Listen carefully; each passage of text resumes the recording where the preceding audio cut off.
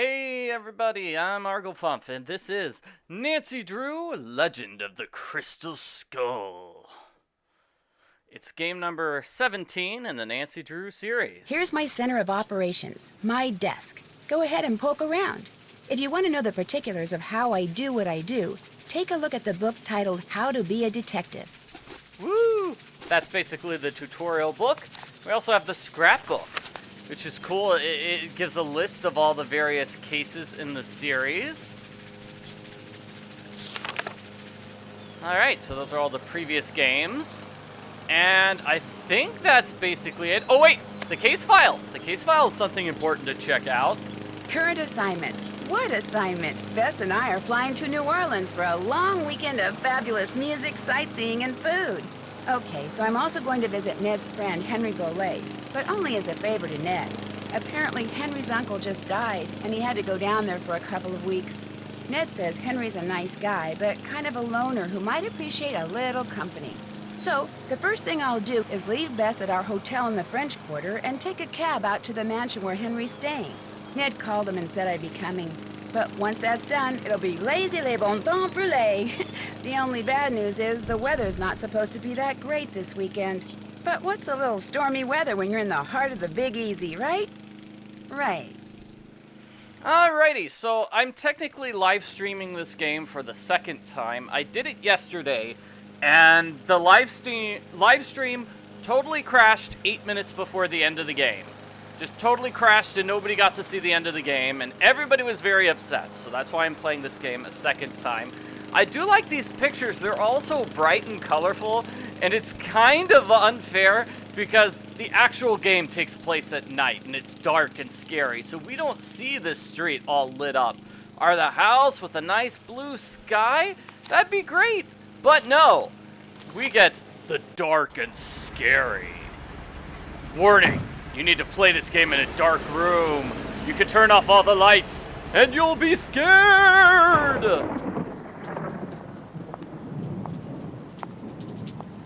So this is the Bole house. And the door is unlocked.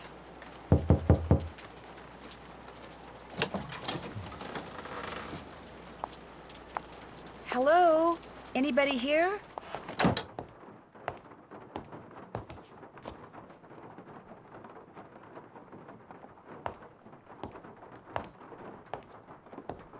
Hello? Hi, the door was open. Skeleton Man? Thunder! Yeah, the power goes out. Ah!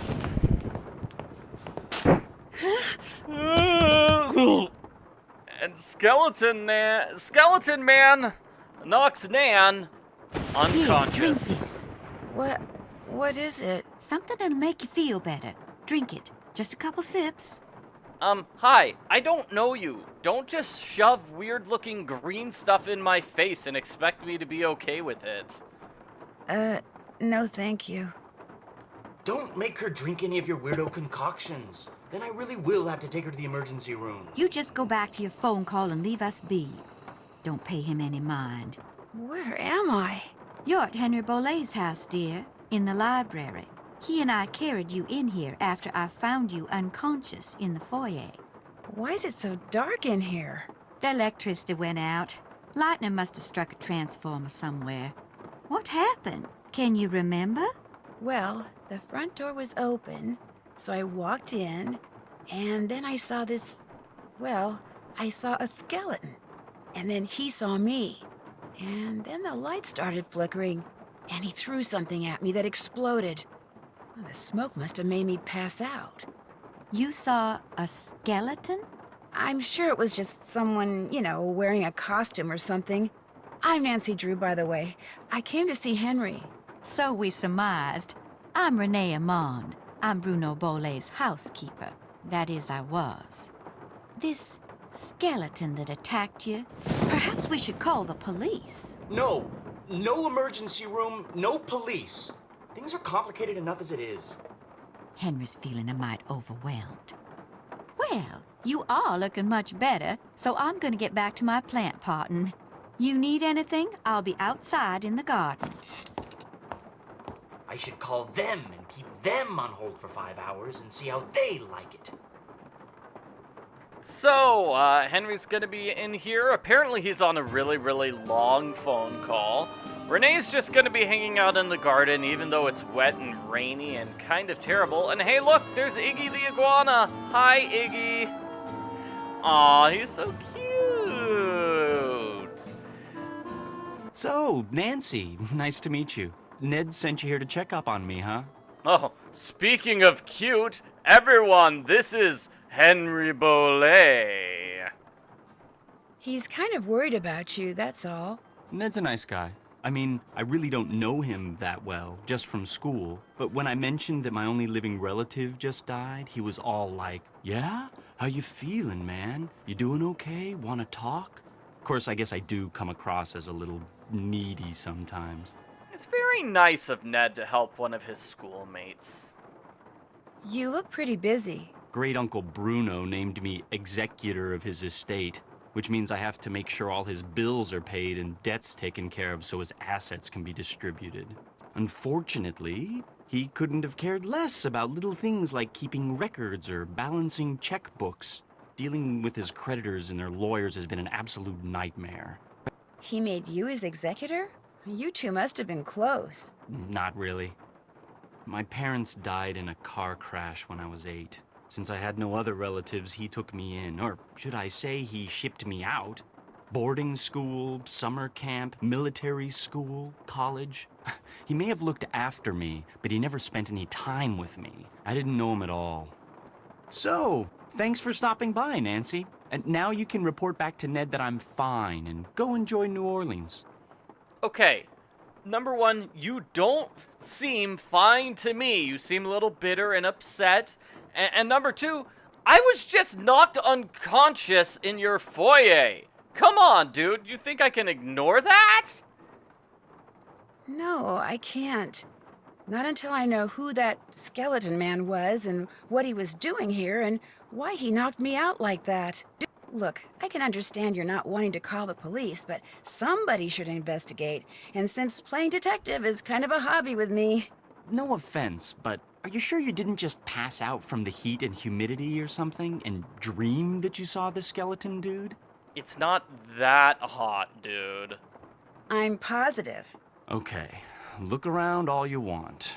But I should probably warn you, Uncle Bruno was into exotic pets. Didn't believe in cages, so he gave him the run of the place. And just because he's dead doesn't mean they are.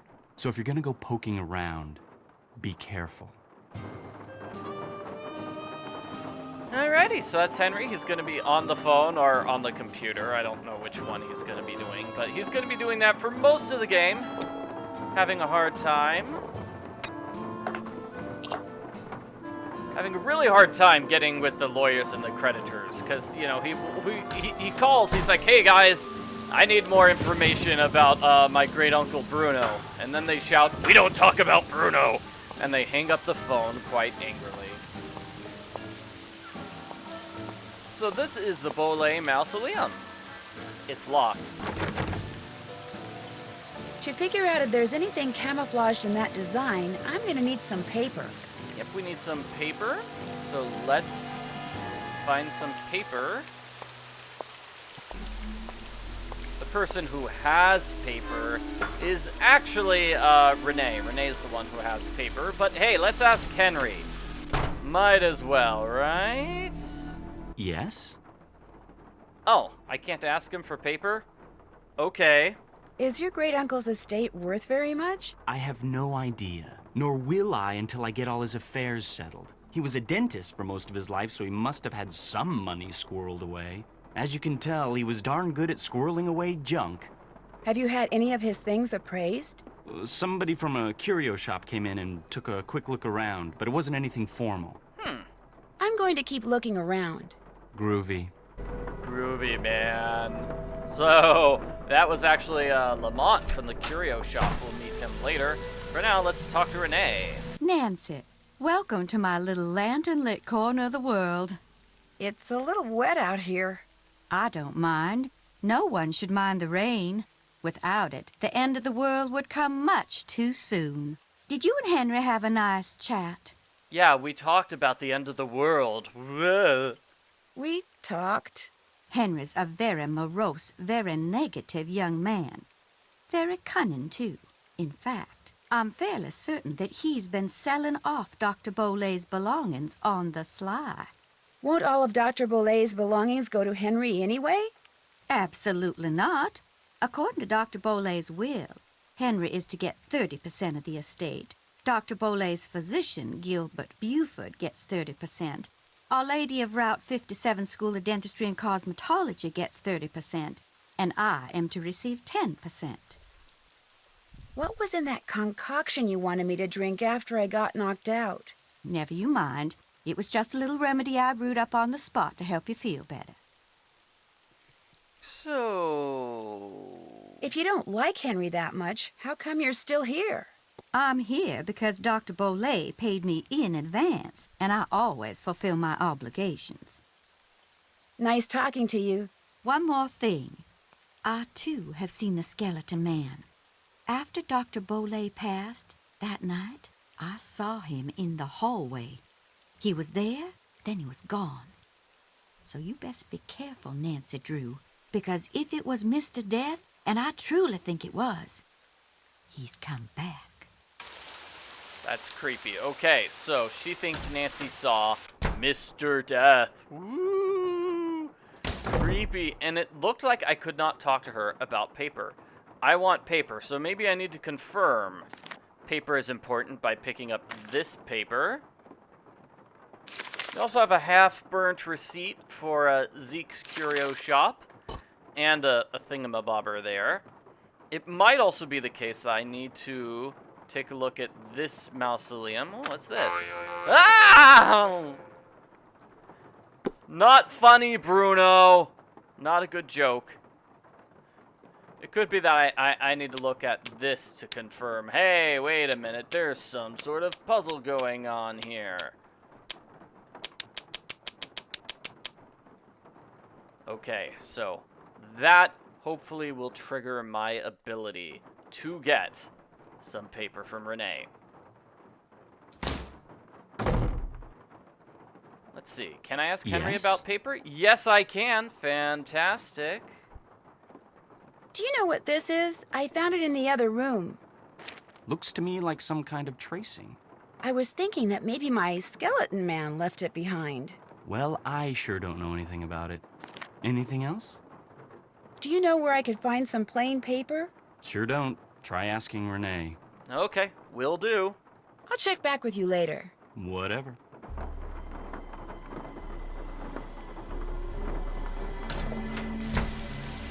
Hello again. Do you by any chance have some plain paper that I could use? I most certainly do. But it's up in my room, and I'm afraid I cannot retrieve it for you until I'm finished here. You get the sudden urge to draw a picture? Sure. Something like that. I know, I'll help you. That way you'll get done faster. Gracious, you are the picture of impatience, aren't you? Well, I appreciate the offer. But here, why don't you just take this instead? It's an extra key to my room. The paper's in a drawer in my nightstand. Just go on up and help yourself. But make sure you lock the door when you leave, you hear? You I trust. But Henry, him I do not. I really appreciate this. I wonder why she trusts Nancy so much. We haven't actually talked to each other all that much. And long as you're going up there, my appetite could use a little placating, so I would be much obliged if you would bring me a candy bar from my nightstand. And take one for yourself while you're at it. That's nice. You bring me that Cocoa Kringle bar like I asked? I'm sorry, I forgot. I'll do it right now. Oh man, wow. She is very insistent on getting her chocolate. Give me my chocolate, Nancy. I don't want you to forget anything. I just want some chocolate, and it's gonna go yum, yum, yum in my tummy, tum, tum. Alrighty, so the key goes here in her room. Fantastic. She's got a bed. And she's got chocolate. One for Renee. And one for me. Yum. Gosh, these things are good. Yum, yum, yum, yum, yummers. So we do have a puzzle here. It's right in the corner. So with this puzzle, you want to, like, make matches or something like that. Yeah, see, I want to make matches. Ooh, but see, that was slightly off, so... I think those three, maybe? And then I need to find the left one. You kind of have to try every single thing until you figure out the correct piece.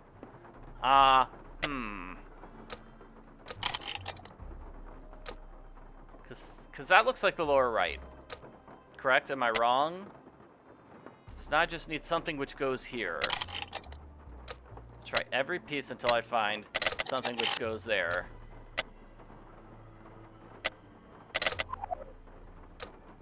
Finding 0. There it is.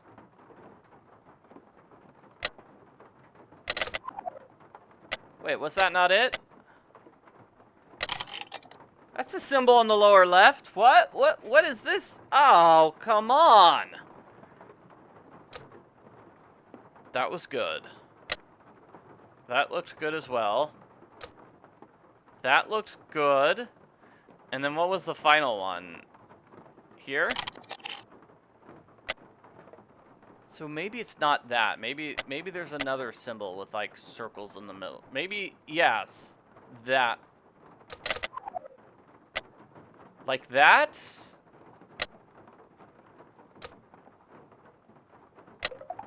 Got it! Woohoo! Alrighty. Fantastic. So that's how we solve this puzzle. Alrighty. Let me try some more. It'd be really nice if whenever you got... I mean, when you get something right, it's taken off the board. But it'd be nice if these, like, options that you can pick got taken off the board. So it's going to be this heart and that heart. So those two which are opposite of each other, I think.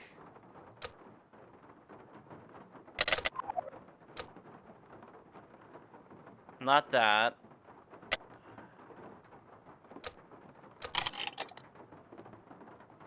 I think that looked good.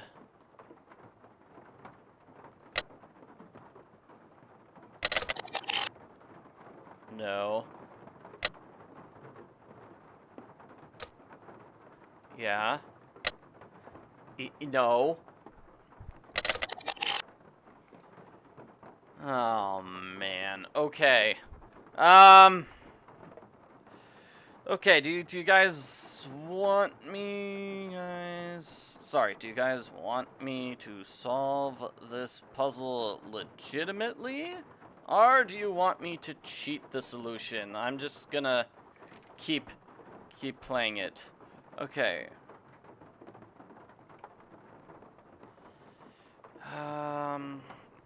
Here we go.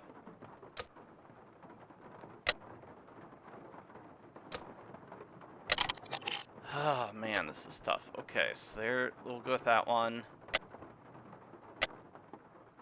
That looks good. Those two. And then we're going to have, yeah, pretty much everybody's saying I should just cheat this puzzle because I've taken long enough. Okay, I solved the one correctly. I solved the one the way you're supposed to. You get an idea of how this puzzle works, right? You got it? You got it. Okay. Let's just cheat the solution here. And then 1, 2, 3. Great. So these are the ones here. For that symbol. And then finally, we have these two next to each other. One that's 3 away from it. And then one that's sort of opposite of it. And that's how we solve that particular puzzle. Yeah, kind of an annoying puzzle, I would say. Not the worst puzzle of the game, but still kind of annoying. It tells us symbols and sounds, which we are going to match against this. That's really creepy with that stuff on the walls. I am really creeped out by that. And we've got hiccup powder.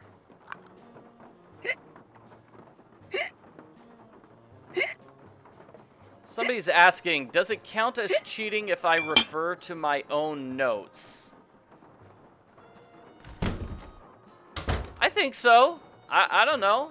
Does that not count as cheating? I don't know. Anyway, we got the Cocoa Kringle bar. So let's give it to Renee. Let's give her her chocolate. And then she'll give me some tracing paper. You bring me that Cocoa Kringle bar like I asked? Right here. Bless you. I'm so hungry I could devour these plants I'm potting up, dirt and all. How else may I be of service to you? Have you ever seen this before? I found it by that scale model of the cemetery that's inside the house. It's a mystery to me. I suggest you ask Henry. He leaves things lying around all the time. I guess it figures I won't notice amid all the other clutter. But I do. I notice everything. How else may I be of service to you? I notice everything. And I notice creepy red symbols on the walls. Yeah, I notice those. Those weird symbols on the wall in your room, do you know who painted them? I did. Fact of the matter is, there's a spirit living in that wall. What? A spirit? Got a voice that'd send shivers down the spine of Dracula himself.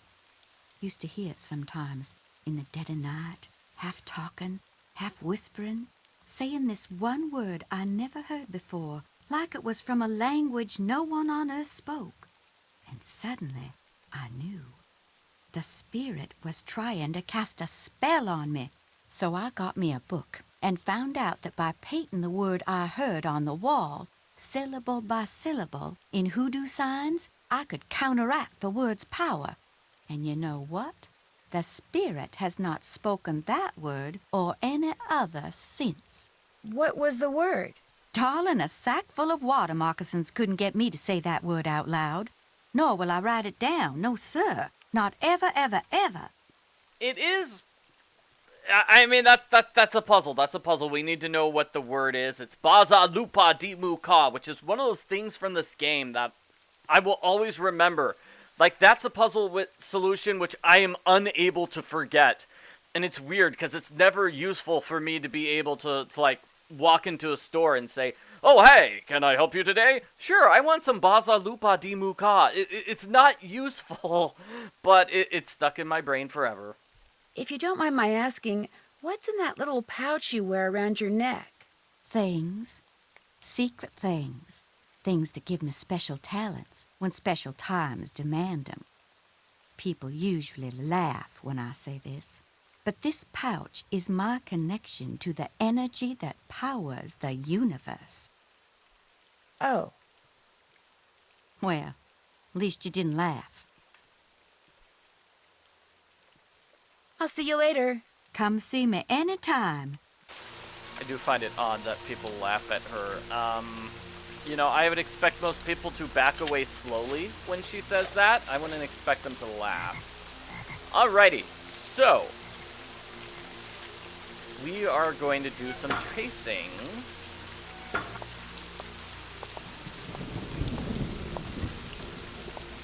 Now, unless I'm mistaken, we don't actually have to do the tracings. We just have to get close to the building. And the game says, "That's fine, you did the tracings, right?" And I'm like, "Sure, I totally did the tracings." Wink, wink, wink. So now let's solve that puzzle. Let's see if I actually know the solution. Let's see. Coffin. This is worm. Which one was the raven? Raven was that one. Okay, so Raven's here.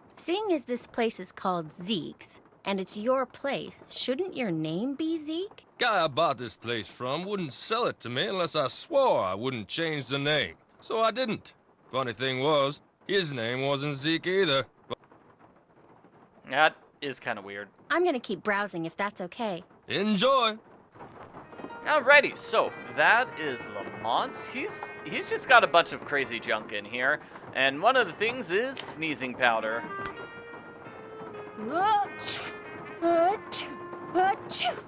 This might come in handy. Okay, so Bess is going to use this to get rid of Lamont. It's a puzzle.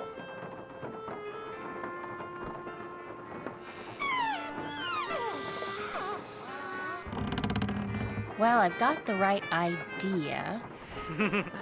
What's your idea, Bess? I don't think you have any idea. Anyway, sneezing powder's gonna go here. Bowling ball's gonna go here.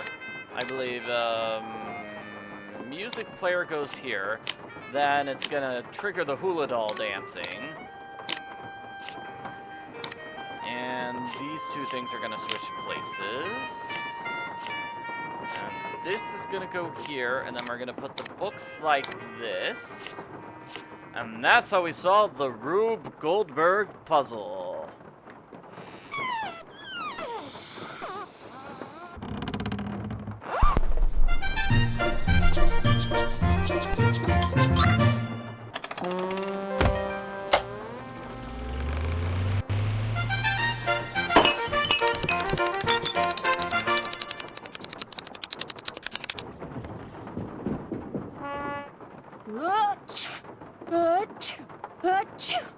There, that should do it.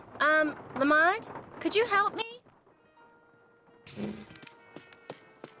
Sure, what do you need? I can't quite reach that bottle up there. Could you get it for me? Sure.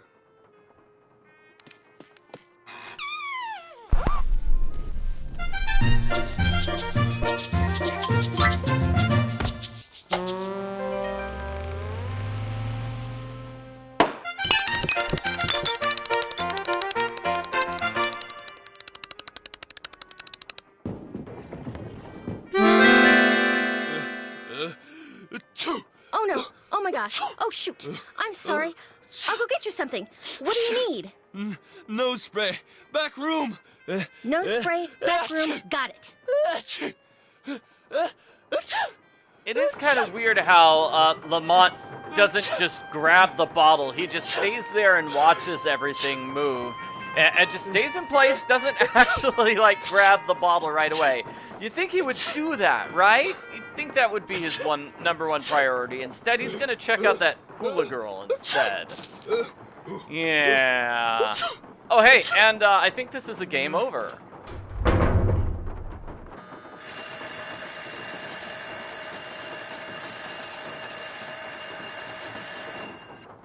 Why did you try to go out the door? I don't know, I just did. The police and the fire department came, and Lamont, boy, was he mad.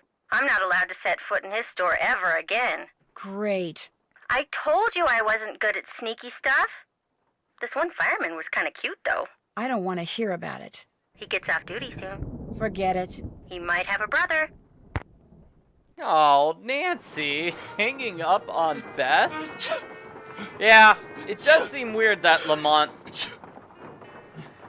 has sneezing powder, even though he has terrible sneezing problems. I need to go through that box for Nancy, then get the nose spray for Lamont. You think I don't know, he would keep the hiccuping powder instead. Alright, so we're gonna grab this. Cute dog. And this is a puzzle whose solution I've totally memorized. It's Leben und Todd. So 1, 3, and then 32. So that's letter number 1. Then 3 letters after that is E. And then 32 letters after that is B. Then 8 letters after that is E. And so on and so forth. Until we have Leben und Todd, which I'm told is German for life and death. I didn't mention it, but there's a skeleton man costume here. You'd think that Bess would make a bigger deal about it, but she doesn't.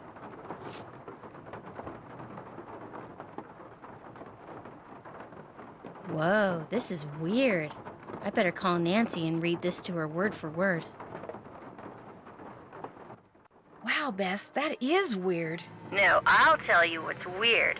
The box the letter is in is padded, and it has this round indentation in it that's the exact size of a human skull. It's like it used to contain a skull, but now it doesn't. Did you find anything else?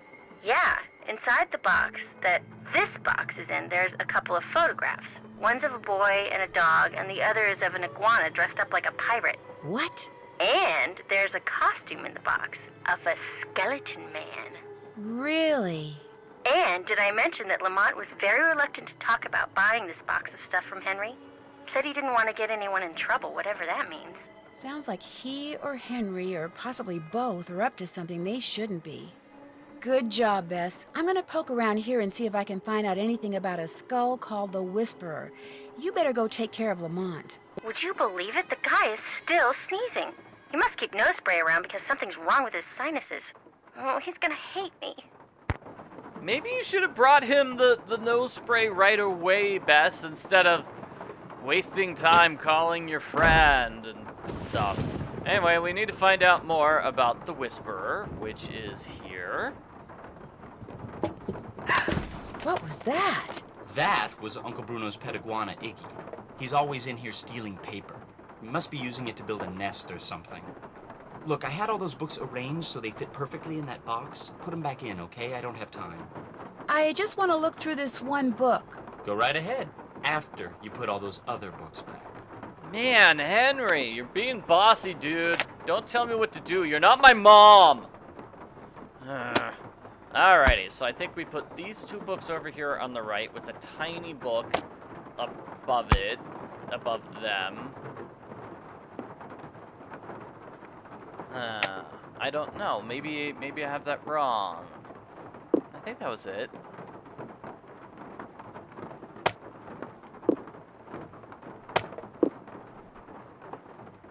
It's a little hard to see this. Okay, I'm leaning up as close as I can to my computer screen.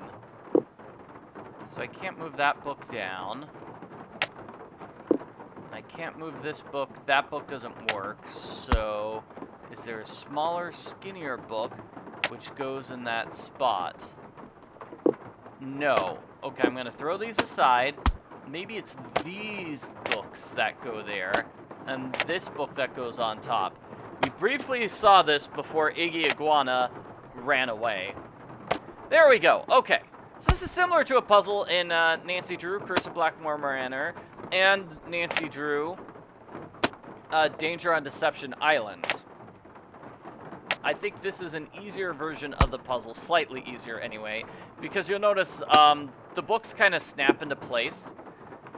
So it's not like I can move it anywhere in the screen. If I move it left, it bounces. Bounce, right, left, right, forward. So you don't have to play with removing books all the time. They snap into place. Hopefully that explanation makes sense. That's one of the problems with live streaming, or just playing video games and doing YouTube commentary in general. Something made sense in my head, but it doesn't make sense when I'm trying to explain it. Anyway, here it is, the Crystal Skulls. Professor Hotchkiss has a book on crystal skulls. The Whisperer. Whoa! So it is a human skull. And you can I think it's saying you can only die if you're murdered. If you've got the skull, murder is the only way that you can die. All right, and then it kind of disappeared there, showed up again in Austria for some reason, and then went to France somehow, and then somehow made it to Mr. Caldwell here, and ended up in a basement for a long time. Okay, ended up in a basement in Arkansas. Seems like a weird place to keep a crystal skull, but whatever. All you have to do is follow the trail of murder, according to Professor Hotchkiss, and then you'll find it right away. Let's call our good friend, Professor Hotchkiss.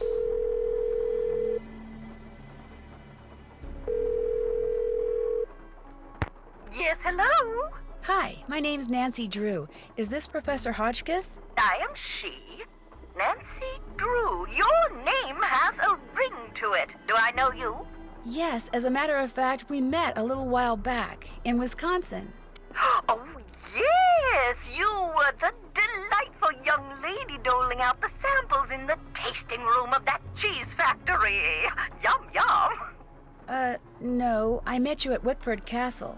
That's ridiculous. There was no cheese tasting room at Wickford Castle. No, we were both guests there. I found a journal written by Marie Antoinette which you translated. Remember? Yeah, it was the biggest moment of your career. You probably made millions of dollars selling that translation.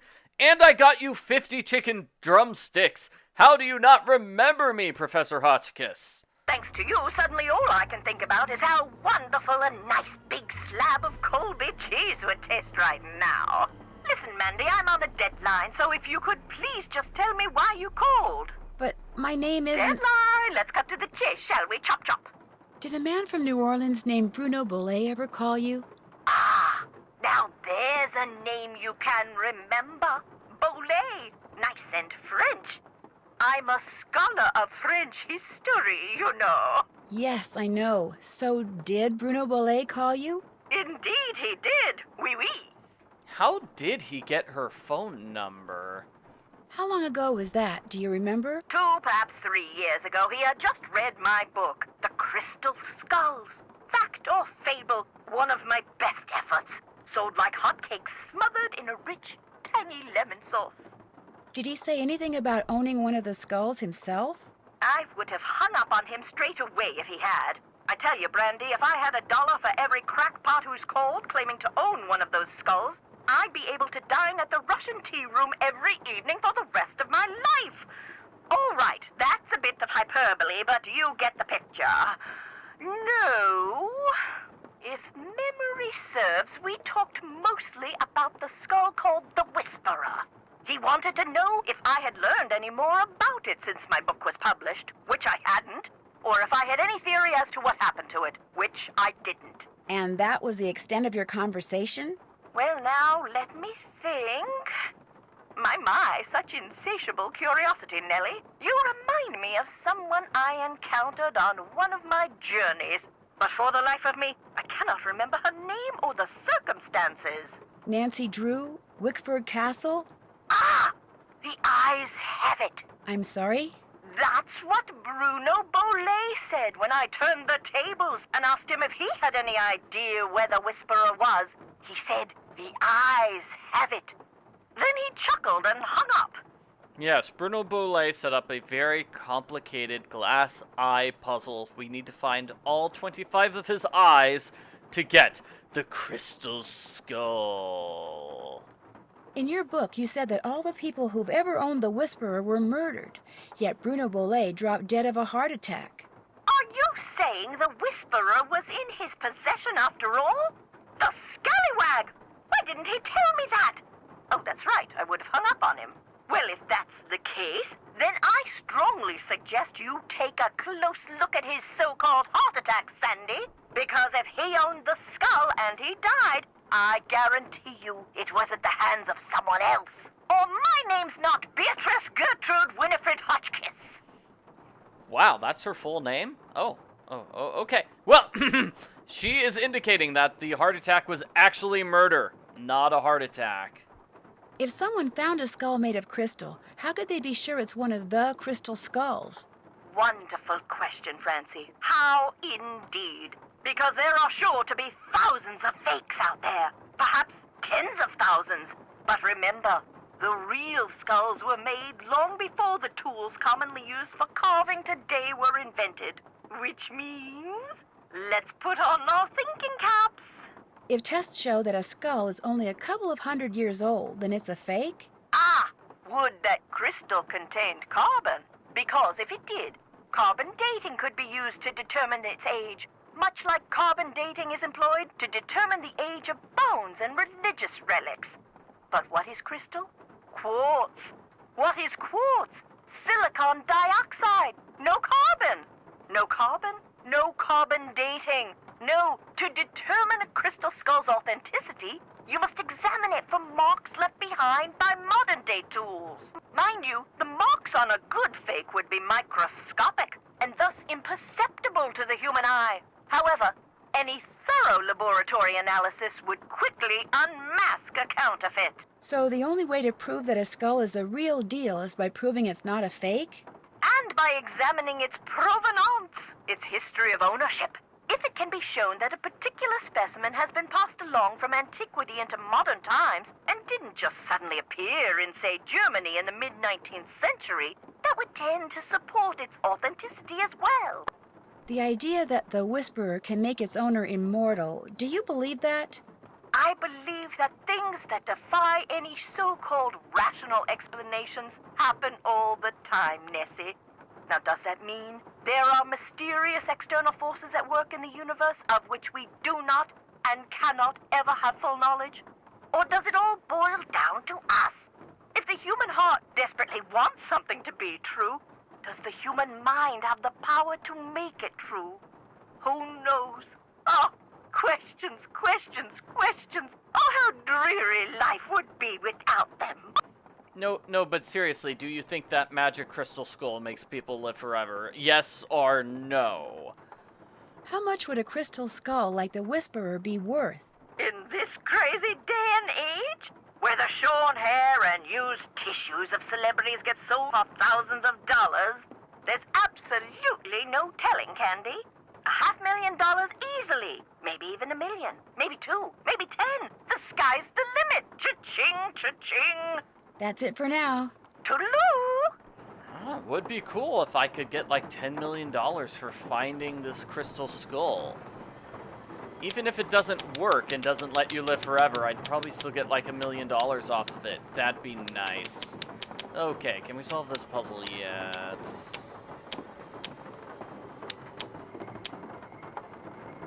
I think that's supposed to be the solution.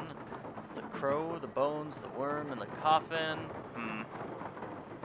Alrighty, let's actually go and make rubbings then. I thought we could skip that part. I guess I was wrong.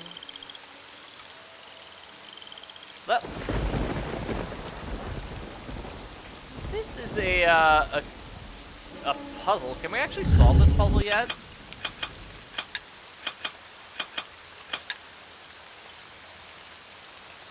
Whoa. Yeah, let's not test fate by trying to solve that puzzle early.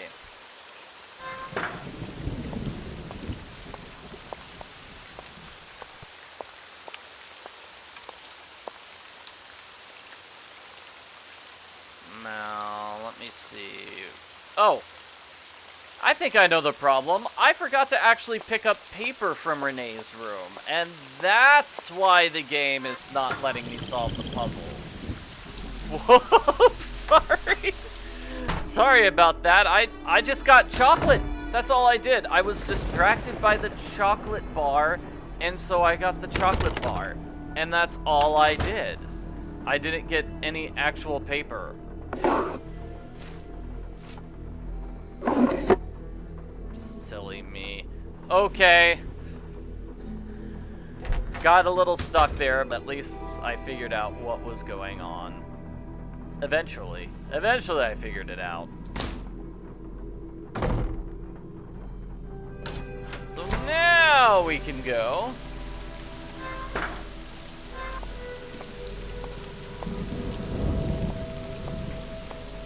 Test out my theory that we just have to take a look at it and we don't actually have to do any rubbings.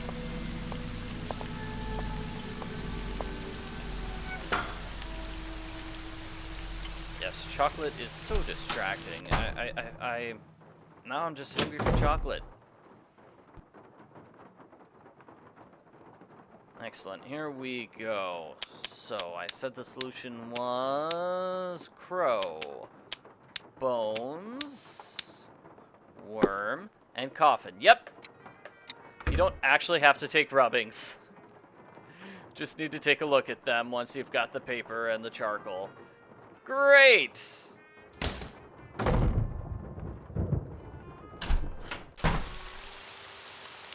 Alright. So that is the key to... What?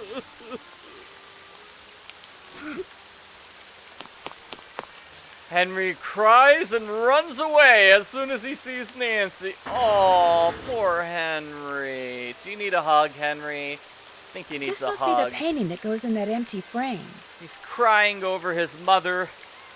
His mother, that's the picture of Dr. Irina Predivicu, the wood expert from Game 9, Danger on Deception Island.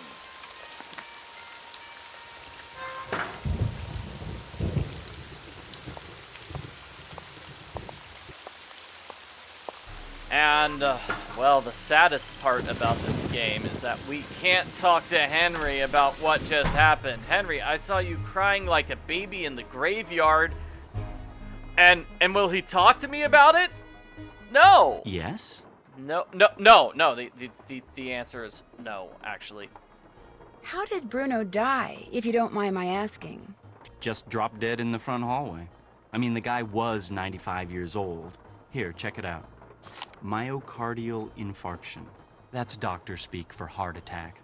Attending physician Dr. Gilbert Buford, 504-555-9970. Was that Bruno's doctor? And his best friend, or so I'm told. I've never met him. Interesting keychain. That's one of Uncle Bruno's glass eyes. It's the one he was wearing when he died. How nice. Anything else? Why is there a model of a cemetery in the other room? Because great Uncle Bruno used to oversee the cemetery next door. Made that scale model so he could keep track of where everything, or should I say everyone, was. Crafted all those miniature crypts himself. And people think I'm weird. I would say both of you are weird. I would say weirdness runs in the Bole family. I'm going to keep looking around. Sounds good. I think the proof of the Bole family weirdness is in the portraits. Because these are some weird portraits. Now some people noticed. Henry's mom looks fine.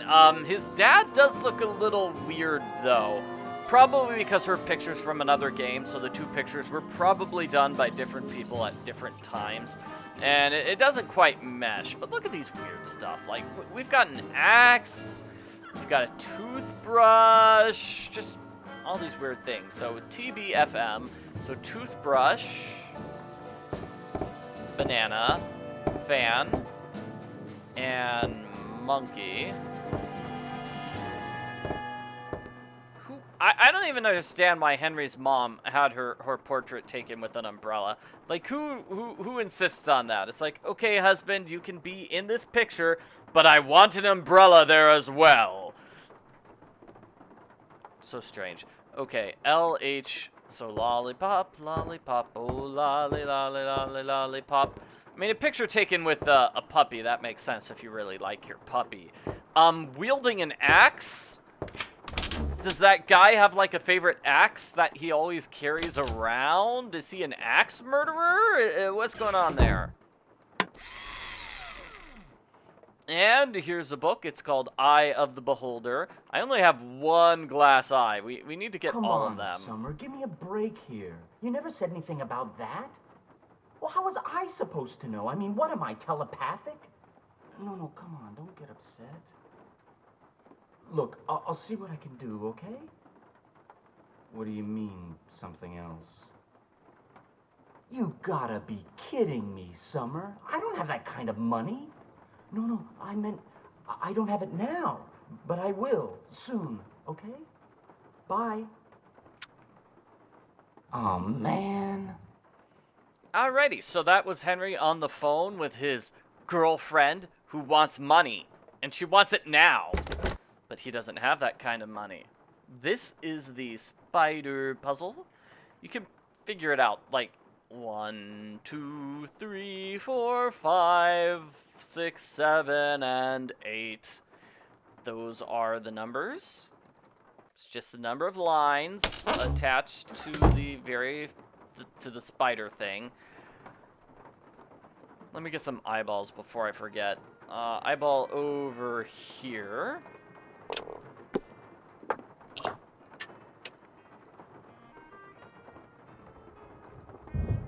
And then eyeball over here.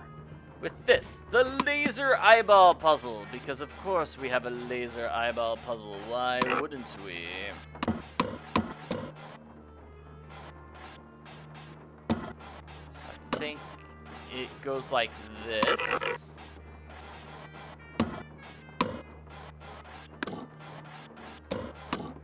I'm gonna push this marble over here. Push that marble up, and then push this marble left. That cuts off both of those lasers.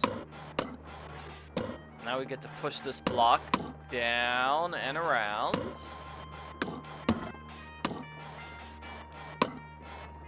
This is a solid puzzle. I just think it's a little too difficult on Senior Detective mode.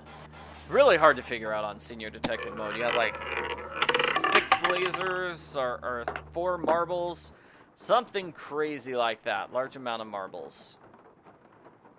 I guess you could say Bruno Bole had lost his marbles in this time. Alright, so where was I? I was going to talk to Henry. Yes? Henry, what's this about this scrap of paper in the fireplace? I found this scrap of paper in the fireplace. Do you know anything about it? No. You always go digging around in people's fireplaces?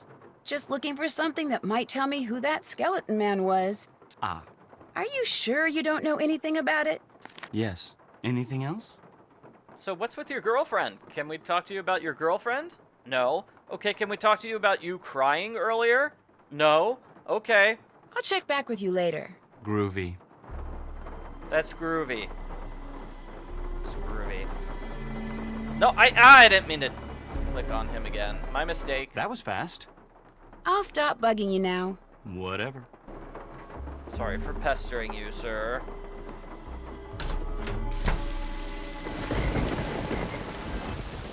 Let's see, the solution was 1, 2, 3,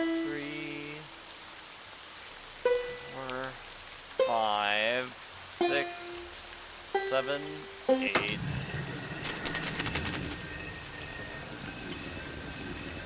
Fantastic. And that gives us the key to the mystery. And we also have this puzzle. The wasps. You want to get them all That quickly. should keep you guys quiet for a while. That way you can get a loquate.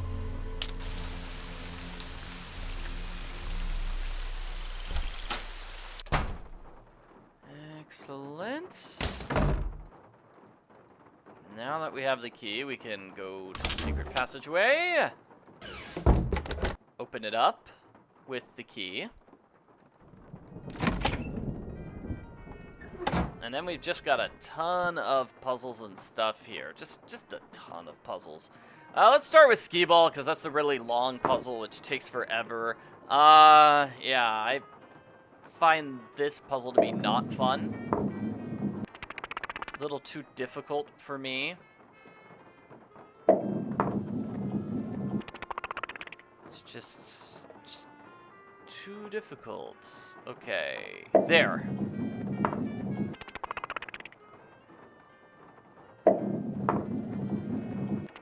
Yeah? No.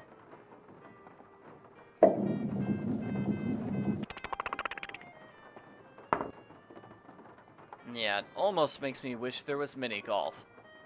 Almost.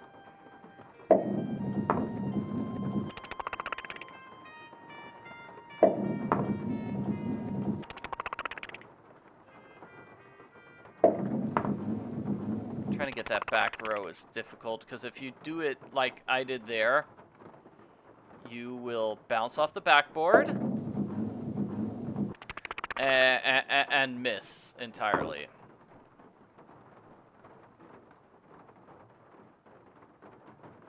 So let's see. Let's see. Okay, so there. Oh, come on. Yep, that's what happens all the time. It's like, hey, I was trying to get the middle row, but no, I accidentally got the back row instead. And now I'm stuck doing that back row again. Oh, come on. Maybe about halfway. Oh, come on! Like, why does that even, like, Why is this even a thing?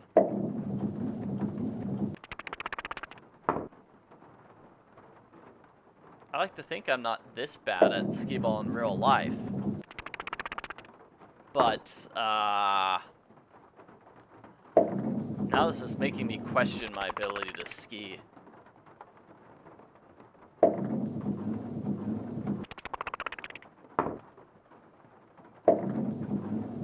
About something like that. Nope. I was gonna say, pull back as hard as I can and then do an angle and then bounce. Maybe that would have been good. Now, this is definitely the one puzzle where it just makes me want to stop playing the game.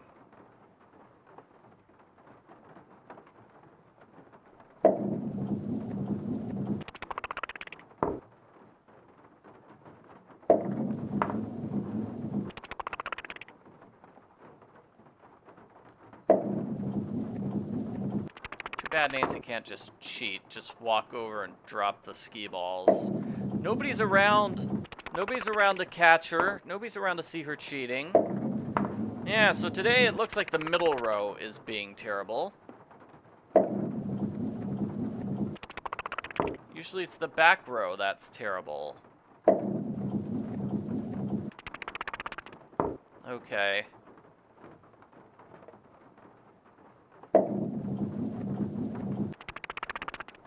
Alright. Good. I think.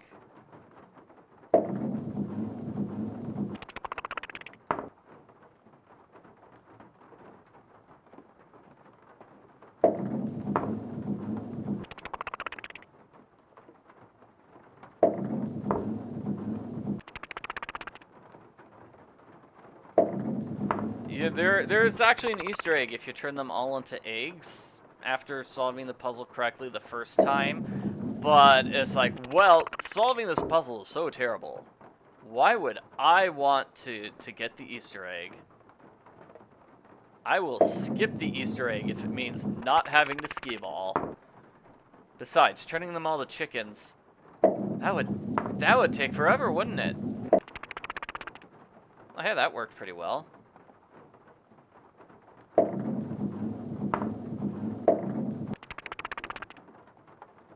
Just all the way up, but at the lowest distance. Not lowest distance.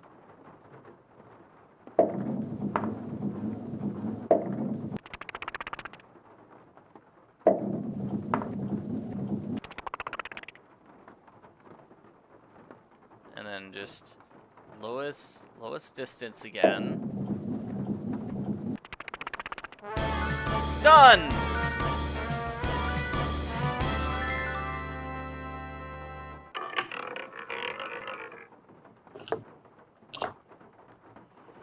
Yeah, can't believe Bruno actually expected Henry to solve that puzzle. Expected This must anyone be where to I'm solve supposed to that put puzzle, all the glass really. eyes I've found. Let's see how we're doing. Yeah, I've still got a lot of crystal eyes to solve. Let's see. I can solve this puzzle here. Bazalupa di Muka.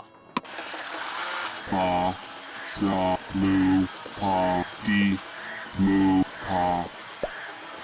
does Nancy know what order to put the eyeballs in? That is a very, very good question. There is an order. I don't think Nancy has to put them in order, but there is definitely an order. spots, like the one eyeball we just found, whichever one that was, it's always going to be in the exact same spot every single time. And I actually have a video helping out with that, saying where all the 25 eyeballs are, and listing which of the eyeballs are, you know, which eyeball's which, so that way you can tell what's the one you're missing, 1 or 2 or 3 or however many you're missing. Excellent. Okay, so that's one glass eyeball, the red one. So it always shows up in spot number 13. So every single time you play the game, that spot number 13 is reserved specifically for the gumball eyeball. Does that make sense? So I've got a video explaining all the eyeballs in that way. Here's another puzzle. It's the spider eyeball puzzle. You can tell it's spider eyeball puzzle. That's a long one. Just a long series of notes to memorize. And let's see. We can dress up the iguana if we want to. Here, Iggy, Iggy, Iggy. I don't think he shows up yet. So, the Jolly Rogers crew, that's these people. They dress up in skeleton costumes. 2 members are Bruno and his buddy. This is Bruno, by the way. That's what Bruno looks like. I guess we kind of see him. You can't really see what he looks like. He looks like a mixture of Henry and Tino, I think. Yeah. Tino Balducci from Last Train to Gotcha. Blue Moon Canyon. And then Henry from this game, obviously. So here is just a ton of puzzles. Ton of puzzles, ton of puzzles, ton of puzzles, ton of puzzles, ton of puzzles. And we will have to solve all of them in order to beat the game. So, like, the teeth puzzle. That's easy enough to do, I think. So, upper right molar, upper right molar. Okay, and then upper right incisor. That just shows where all the teeth are. Okay, so keep that in mind. I'm about to solve that puzzle right now to show you. Solve the puzzle right now before I forget, just to show what that puzzle is like and what that puzzle solution is. It's definitely like one of those things that you would either take notes or just take a picture with your phone. Because memorizing where every single tooth is kind of a hassle. So, yeah. Personally, I just took a screenshot on my computer. That's what I did. So those are the 4 teeth mentioned in the book, and then the 4 adult teeth mentioned in the book are these ones. That gives me an eyeball. I believe we have an eyeball. Did I open up the eyeball in this book? No, I did not. Eye of the Beholder. Another super easy eyeball is this one. You see some of these things mention eyes, so you want to pull out your little calculator and add them all up.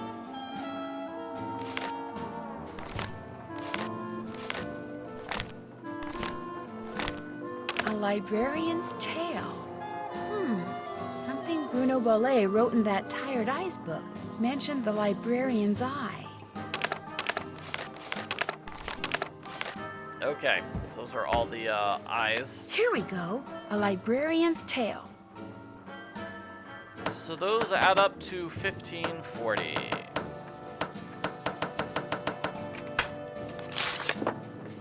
Good. And now that Nancy knows that the eyeballs are really, really super duper important, she will pester Henry about them. Do you think I could borrow your keychain? The one that has Bruno's glass eye on it? You want to borrow it? What for? Actually, all I really want is the eye. I mean, it's just so cool. What if you break it? I won't. I'll be really careful, I promise. I don't think I want to take that chance. Sorry. The box of your great-uncle's things that you sold to Zeke's curio shop, that was a no-no, wasn't it? What box of things? I don't know what you're talking about. The guy who owns the shop said you sold him a box of assorted items. I am assuming they used to be Bruno's. Well, somebody screwed up somewhere because I haven't sold anything to anybody. Why would I sell one lousy box of stuff when I'm about to inherit a whole house full of stuff? Get real. You sold it because you needed some quick cash in order to keep Summer happy, didn't you? How do you know about her? Playing detective is actually a lot more than a hobby with me. I could make a lot of trouble for you, Henry, but if you come clean, tell me about Summer. She's this girl I'm in love with. I think she loves me back, but she's so unpredictable it drives me nuts. I don't think she loves you, Henry. I think she only loves your money. You argue a lot? All the time, mostly over how schizoid she is. I mean, I never know what's gonna make her happy. Like, just before I left, I took practically every bit of cash I had and bought her a bunch of CDs. You know, to keep her occupied while I was gone, right? Well, soon as I get here, she calls and says her sound system just went bluey and I had to buy her a new one because what good were the CDs I bought her if she couldn't play them? So then you threw a bunch of Bruno's things into a box and sold it to that curio shop. Yeah, I wired her the money, but then she called and said she also needed new headphones. Next call, it was new speakers. And now she expects me to buy her a flat-screen TV. When I try to talk to her about always wanting more like that, she gets really mad. But I'm afraid if I don't give her what she wants, I'm afraid she'll dump me. And I couldn't take that. I mean, she's the only girlfriend I've ever had. Ever will have, probably. Look, you don't need to go telling Renee or any of those lawyers about selling that stuff, right? I guess I could just forget all about it. Especially if you were to, say, do something for me. I know. You still want the glass eye? Take it. Go ahead. It's all yours. You want something, I want something, take it and we're even, okay? Well, it's not like you sold off half the estate or anything. $300. That's all I've gotten out of his estate. I swear. Go on, take it. I was naughty, but from now on I'll be nice, I promise. Alrighty. So Nancy just blackmailed Henry into giving her that glass eye. She's like, I won't tell anyone about you and your illegal doings if you give me your uncle's eyeball. It's so creepy and strange. Either way, I feel really bad for Henry. Summer is clearly not a good girlfriend. Definitely not the girl for him. Do you know anything about the crystal skull that was in that box of junk you sold to Zeke's? There wasn't any crystal skull in that box. Are you sure? It would have been inside another box. Well, I did throw in some smaller boxes. Like I said, I was just grabbing stuff. Was it valuable? All I really know for sure right now is that it's missing. Great. Be just my luck to have sold something that wasn't junk to that glorified trash collector. I'll stop bugging you now. Awesome. Alright, so Henry basically gave Summer his entire collection of My Chemical Romance CDs. And she wanted a CD player as well. And then she wanted like a brand new car so she could play CDs. But what's good is a brand new car if she doesn't have a mansion and a garage to park it in? And what good is that mansion if she doesn't have a second car to park next to the first car? Oh, hey, Renee. Oh, yeah, I feel weird bothering Renee. Okay, here's a shovel, which is a puzzle. This shovel with the weird handle. Do you think I could borrow it? Dr. Bole took great interest in that shovel. Don't know why. Never used it. Just like to see it hanging there. Me, I use it to dig up roots. I could dig you up some roots. Right now, I need mushrooms. I was hoping to get 'em picked tonight, but from the looks of all this potting I still have to do... Hey, I can do your job. Wait. Why do you need mushrooms anyway? What do you need mushrooms for? Dried and crushed, they comprise the main ingredients in one of my tonics. Tell you what, I need 5 painted conchs. They're mushrooms that have got a short, fat stem and a large bell-shaped cap covered with big red dots. You might find 1 or 2 here in the garden, but you'll have better luck in the boggy part of the cemetery. You get me 5, no more, no less, and I'll let you borrow that shovel. All right. Deal. You can put 'em in this bag. So she basically wants the mushrooms so she can make that creepy green stuff that she tried to shove in my face earlier. How else may I be of service to you? Wonder where the green part came from, because these are not green mushrooms. We'll see them in a moment. Did Dr. Bole ever say anything to you about a crystal skull? He may have referred to it as the Whisperer. No, he never so much as mentioned a crystal skull, whispering or otherwise. I understand that Dr. Bole had some interesting pets, like an iguana. That man never met a creature he didn't like. He'd train them to do all kinds of silly tricks, then let them run free, inside the house as well as out. Do you know how he went about training them? I surely do not. Don't get me wrong. I liked Dr. Bole, I truly did. But I swear, sometimes his activities made as much sense to me as bathing in a bayou full of gators. Were you in the house when Dr. Bole passed away? I was indeed. I was in the library cleaning when all of a sudden I heard a big thump. I hurried out to investigate, and sure enough, there was Dr. Bole lying by the front door.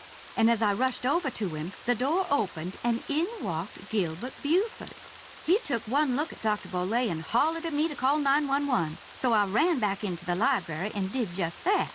When I came back out, Gilbert was leaning over Dr. Bole, listening for breathing, I suppose, and then he started pushing up and down on his chest, but it was too late. Even I could tell that Dr. Bole was gone. How was it that Gilbert was able to just walk right in like that? As you yourself discovered, people around here seldom lock their front doors during the day. But you know, in the back of my mind, I have always wondered about Gilbert Buford showing up at the door at that exact moment. I'd better get going. Take care, hon.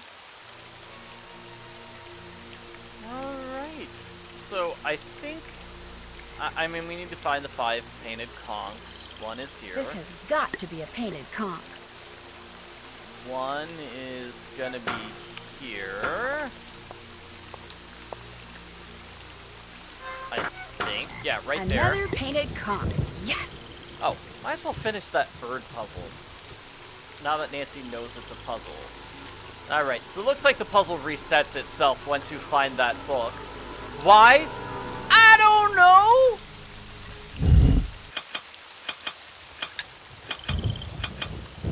So I believe the solution to this is 43221?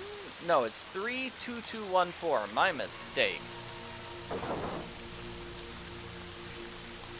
Does the puzzle just reset? Yeah, the puzzle resets every time you leave the area. Okay, well that's convenient.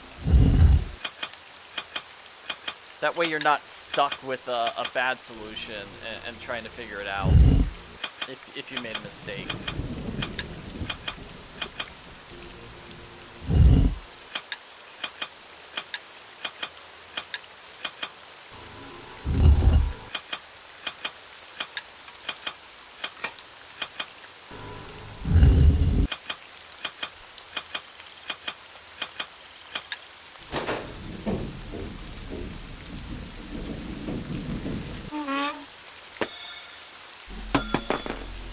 Excellent. And that puzzle gives us that thingamabobber, which will unlock it unlocks an eyeball for each of these things. And this was a puzzle that was inside the book, by the way. I'll point it out in a moment. Let me get these eyeballs first.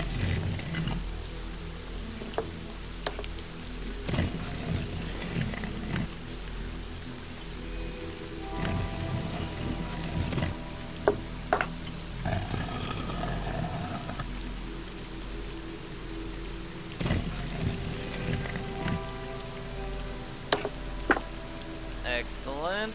And where's that book? Right here. The key to the statue. Statues are key. That particular puzzle. Steps in the right direction is a puzzle we'll solve in a moment. Let's find the painted conchs first. Or should we call Bess first? Check in on Bess, see what she's doing. Oh, and I forgot this puzzle. Everybody in the chat's been talking about Bess and George for past like 5 minutes. So I asked whether Bess or George would be a better girlfriend for Henry, and everybody agreed. Definitely Bess. Got a lot of people voting that George wouldn't have a boyfriend. She's not into guys. Yeah, I kind of get that sense. I don't think George hates guys. I know in game number 23, right, the Japanese game, she like the one Japanese programmer starts flirting with her, and she gets all blushy. She starts blushing, and Bess makes fun of her for it. But yeah, I feel George is just really busy with her own life. She's got a job or whatnot, right? Doesn't she have some sort of computer job? And that's the reason why she's not in some of the games. Or at least that's their excuse for why she's not in the games. Is, well, she's busy with her computer job, her internship. And then she's practicing to be on a reality TV show and stuff. Yeah, I do feel that Bess shows up in a lot more games than George does. So I just always assumed George was off doing her own thing.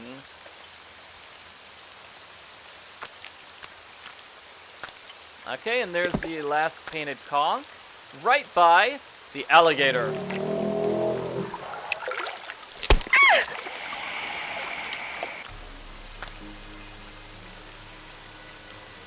Yeah, George definitely feels like if she's going to like get married and have kids or something like that, it's something that's gonna happen 10 years from now. Not something that's happening right now. So she's not even gonna bother with dating right now. She strikes me as a person who has that sort of attitude. But hey, I could be wrong. Did you pick me those mushrooms yet? Sure did. Well, bless your heart, you did it. Actually, picking the one growing on the log sticking out of the swamp was a little hairy. Oh, my. I forgot to warn you about Bernie, didn't I? If by Bernie you mean the alligator that almost had me for dinner, yeah, you did. He's another one of Dr. Bole's pets. He'd kick that log to get Bernie's attention, then feed him marshmallows. Problem is, now that gator leaps up and snaps every time someone so much as touches that log.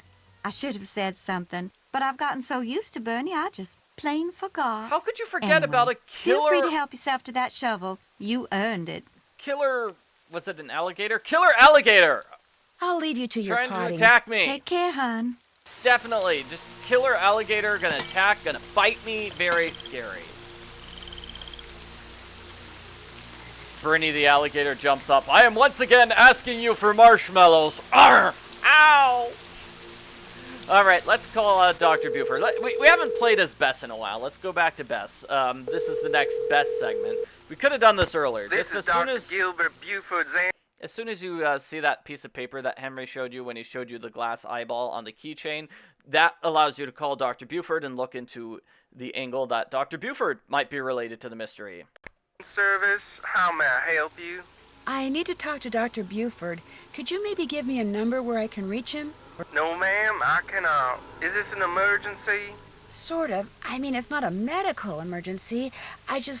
See, I'm only going to be in town for a short time, and Dr. Buford and I have this mutual friend who died recently, and I just really need to talk to him about it. Need some consoling, huh? Yes, I need some consoling. That's it exactly. Well, tell you what. It's against the rules to give you his phone number, but I can tell you that now that he's all but retired, Dr. Buford spends most of his evenings at his favorite gumbo stand down in the French Quarter. If you really need to talk to him, you can probably find him there. Great. Do you know the address? It's at the corner of Rampart and Domain. Did you say Rampart and Domain? I did indeed. Granny Pumpkin's Cajun cooking. They make some darn fine gumbo. Thank you. Thank you very much. You're welcome, and I'm truly sorry about your loss. My loss? That mutual friend of yours and Dr. Buford's? Oh, right. Thank you. That's very kind of you. Bye. Okay, so somebody's asking, can Bernie kill Nancy? And the answer to that question is, of course Nancy can be killed by Bernie. Yes. Why would they have an alligator in this game? Talk about possible alligator death without actually having that alligator death. No, they definitely have an alligator death in this game. I love how it says, please don't feed the alligators. That's cute.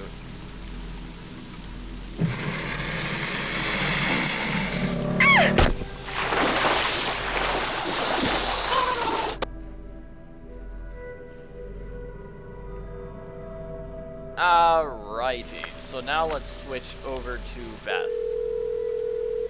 Now that we know Dr. Buford's right there, right by her. Hello? Hi, Bess, it's me. So what's been happening? Tell me everything. Well, let's see. Since the last time we talked, I was just about getting ready. Interesting stuff. But the reason I called is, I need you to talk to this doctor named Gilbert Buford, who, as it turns out, likes to hang out at a gumbo stand called Granny Pumpkin's Cajun Cookin', which should be right across from our hotel. You just want me to talk to him? That's it? Nothing nefarious? No black ops stuff? He was Bruno Bole's doctor, and apparently his best friend, too. I just need for you to see if he thinks there was anything weird about the way Bruno died. What do you mean by weird? I mean, I kind of think maybe Bruno was murdered. Murdered? By whom? That's what I'm trying to figure out. Everyone's a suspect at this point. Including this Gilbert Buford guy? Well, Great, I'm gonna be chatting up Jack the Ripper. oh, I'm sure the guy's fine, but be subtle, just in case. Well, I can see the gumbo stand from our balcony. If he's the guy that's sitting down there, I guess he looks harmless. Okay, I'll go talk to him. Thanks, Bess. Let me know what happens. Cheerio. Alright, let's talk to this guy. Why, hello, young lady. How kind of you to grace an old man with your lovely presence. Are you Dr. Gilbert Buford? I'm delighted to report that I am indeed. Your answering service said I'd probably find you here. This here is my favorite spot in the whole city. Delicious gumbo, pleasing view, particularly now, I might add. My name's Bess Marvin. I'd like to ask you some questions about Bruno Bole, if that's okay? I'd prefer subject matter of a happier nature, but I do not want to seem inhospitable, so what is it you want to know? I wonder how recently Dr. Bole died. We did have that piece of paper. Didn't it say, like, the date of death? And we know today is the 31st, so, I don't think I can go back and see that paper again. Oh well. Is there any doubt in your mind as to how Dr. Bole died? He died of a myocardial infarction, most likely caused by age-related atherosclerosis. Dying of a heart attack is all too common for people who are socially isolated, and Bruno Bole had most certainly become that. He was hard to get along with? Fact is, while socializing with my fellow man, particularly with pretty young women such as yourself, has always been a source of pleasure for me, Bruno was just the opposite.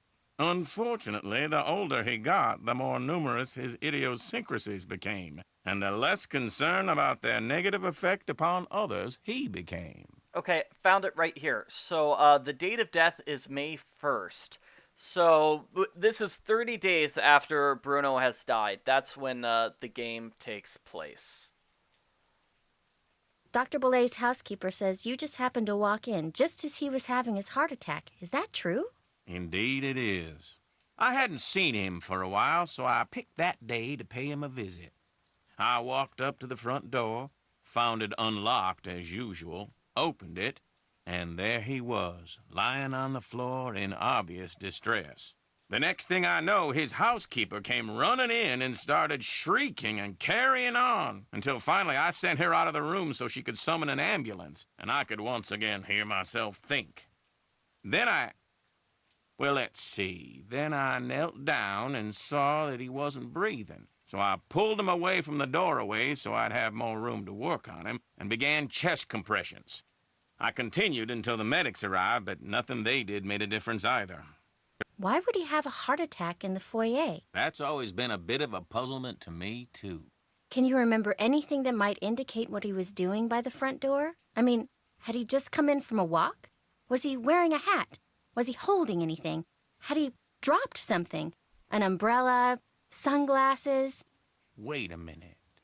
Why, yes, he was holding something. A piece of paper. And on the floor next to him was an envelope. He must have collapsed while reading a letter. Do you know what happened to it? Now, I know the letter was no longer in Bruno's hand when the paramedics arrived, so perhaps he released the letter when I moved him. And yet, I do not recall seeing it on the floor when they wheeled him out the door. Iggy. What's icky? Iggy. Iggy is an iguana Bruno befriended, then turned loose in his home. It soon developed the annoying habit of stealing paper and stockpiling it in the vent system. Are you saying an iguana made off with the letter Bruno had been reading? It would not have been the first time a missing document ended up in Iggy's possession. Renee would periodically call me saying the lizard had absconded with one of Bruno's prescriptions and would I please write her up a replacement. In any case, Bruno once told me he was training Iggy. Said he taught Iggy to retrieve the things it had stolen. So this conversation is an important one. This allows Nancy to find Iggy the iguana in the vent upstairs in that hidden room. Did they do an autopsy on Dr. Bole? No. Given Bruno's advanced age and the absence of any indication of foul play, an autopsy was deemed unnecessary, and the body was cremated according to Bruno's wishes. I hear that you're a member of the Jolly Rogers crew. Is that true? Perhaps I am. Perhaps I am not. I'm sure someone as charming and attractive as yourself has her share of secrets, too. Am I right? Be that as it may, just what is a crew? Crews are organizations whose primary purpose is to put on parades during Mardi Gras. They also put on fabulous parties. Very private parties. Members only. Some consider crews to be private clubs. Secret societies is a term others have used. However, back in the 1990s, the city decided not to issue the Jolly Rogers any more parade permits, unless they opened their crew to pretty much anyone who wanted to join. So, refusing to be blackmailed, they chose instead to simply not put on parades anymore. As far as the city is concerned, the Jolly Rogers no longer exist. So, they were too exclusive, and the city of New Orleans shut them down. Are you saying the Jolly Rogers do still exist? Perhaps. Perhaps not. Guess I'll be running along. I've enjoyed our conversation immensely. Well, nice talking to you, Dr. Buford. Back to Nancy.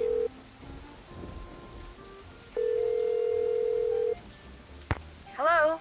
Hi, Nance. Okay, here's what's been happening at my end.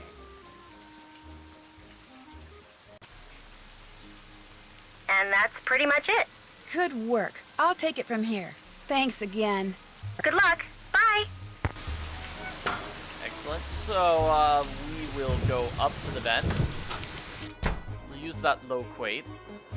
And get that letter that the letter that Dr. Bole was reading when he died. The letter that Iggy stole. Iggy Iguana takes the documents and hides them inside of the vent. Iggy, come here, Iggy. Got something for ya.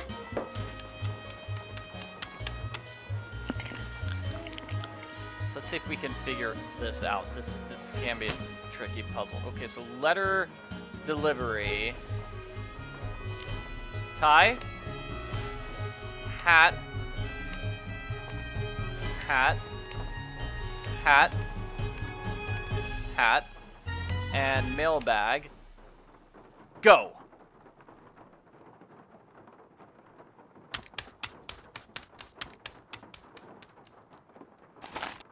Here's a letter from Chaz Milo. Dr. Bole, I've completed my review of the data gleaned from the tests I ran last Tuesday on your crystal skull, and the crystal skull that you and Renee brought in.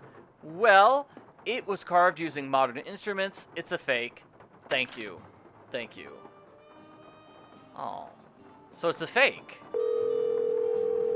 Really? Yeah? Is this Milo Research and Technology? This is Chaz, Milo. Service forwarded your call to my cell. What do you want? Are you all right? I'm at the gym. On the treadmill. It's called multitasking. Well, about the letter you sent to Dr. Bole, you know, where you told him the skull was a fake, I was just wondering... I never told him that. Never told him what? I told him that skull was authentic. No, you said in the letter the skull was carved using modern instruments. I said all the tests I ran proved the skull had been hand-carved and hand-polished. Probably took decades to make. But the letter Dr. Bole got said just the opposite. Then the letter he got must not have been the letter that I wrote. Are you saying the crystal skull is real? Hey, I'm not saying it's magic or anything. I'm just saying it wasn't made using 19th century, 20th century, or 21st century technology. Hey, look, I'm gonna hang up now. If I try to talk anymore, I'm gonna pass out. Just one more question. Did you send that letter saying the skull was authentic to anyone else? No, just Dr. Bole. I heard he died recently. Good thing I billed him up front. Yeah, well, thanks for your help. No problem. No prob, man. Alrighty, let's see. Did I get the eyeball from the desk? I probably did, I think.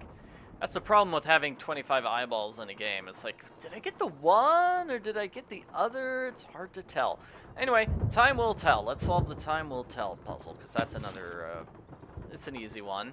And we'll tackle the really tough one. So exactly midday, he said, what time will it be 3 hours from now? So midday is 12. 3 hours from now is 3.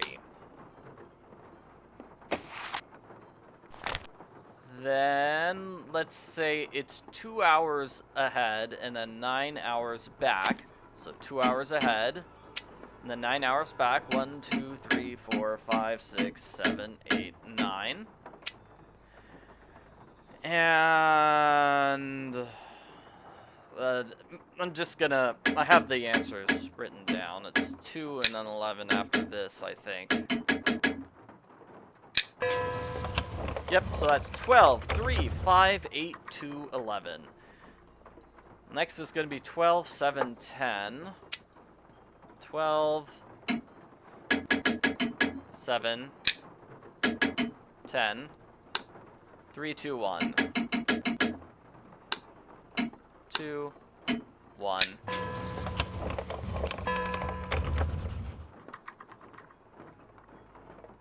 And then it's going to be 12, 8, 12, 8, 10, 4, 9, 11.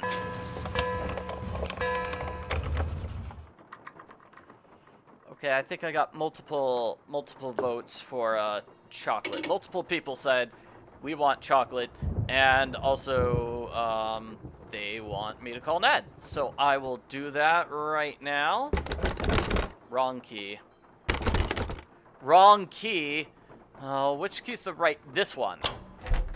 Wish those keys had labels, you know? We've got 3 keys. Like the mausoleum key, the bedroom key. I wonder what the other key is. A hidden room key. Yum. Gosh, these things are good. Yum, chocolate. This is not actually a chocolate death scene. It's just a chocolate scene.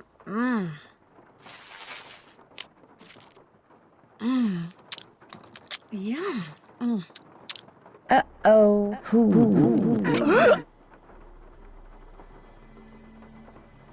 I've eaten 6 Cocoa Kringle bars already. That's plenty.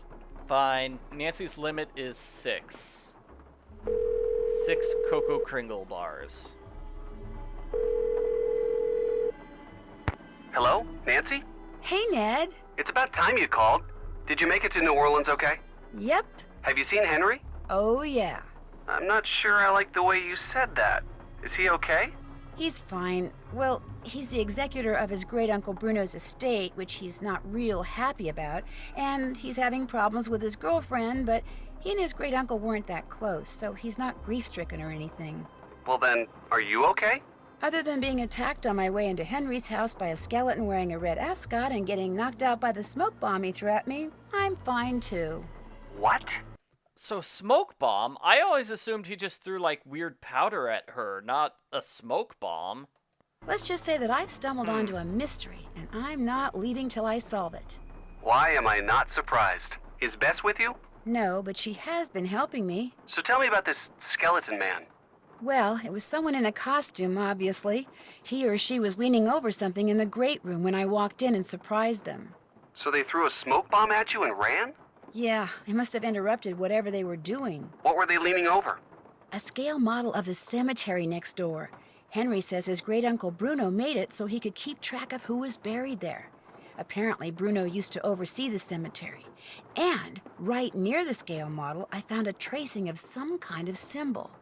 I'm thinking maybe Skeleton Man dropped it. Why would Skeleton Man be interested in the scale model of a cemetery? Good question. Maybe I'll take a real good look around in there and see if I can find out. Good idea. I'm still trying to figure out how you got to be friends with Henry. Well, we're not best friends or anything. Heck, we're not really even friends. I just feel sorry for the guy. I mean, he never hangs out with anyone between classes, and when I'd heard there'd been a death in the family, I just wanted to make sure he was okay all by himself down there. Don't worry, he's fine. Although I think he misses his parents a lot. I saw him out in the cemetery by what I think is their crypt. He seemed pretty upset. I get the feeling that what Henry looks like on the outside is just the opposite of what he looks like on the inside. You know, you're a pretty nice guy. Yeah, I know. Bruno Bole's housekeeper, Renee, is still here, despite the fact that she and Henry don't really get along that well. Why do you think she's staying on? She says it's because Bruno paid her in advance. But you don't believe her. 10% of Bruno's estate is supposed to go to her. Only Henry's been selling off Bruno's assets on the sly, and somehow Renee found out. I think she's staying on so she can try to bust him. Why is Henry selling off assets? I thought he was pretty much the sole heir. 3 words. High-maintenance girlfriend. So this Renee person isn't just being paranoid. What this Renee person is freaky. In what way? She wanted me to drink some strange-looking concoction after I passed out from the smoke bomb, but she refused to tell me what was in it. And she wears this weird little pouch around her neck.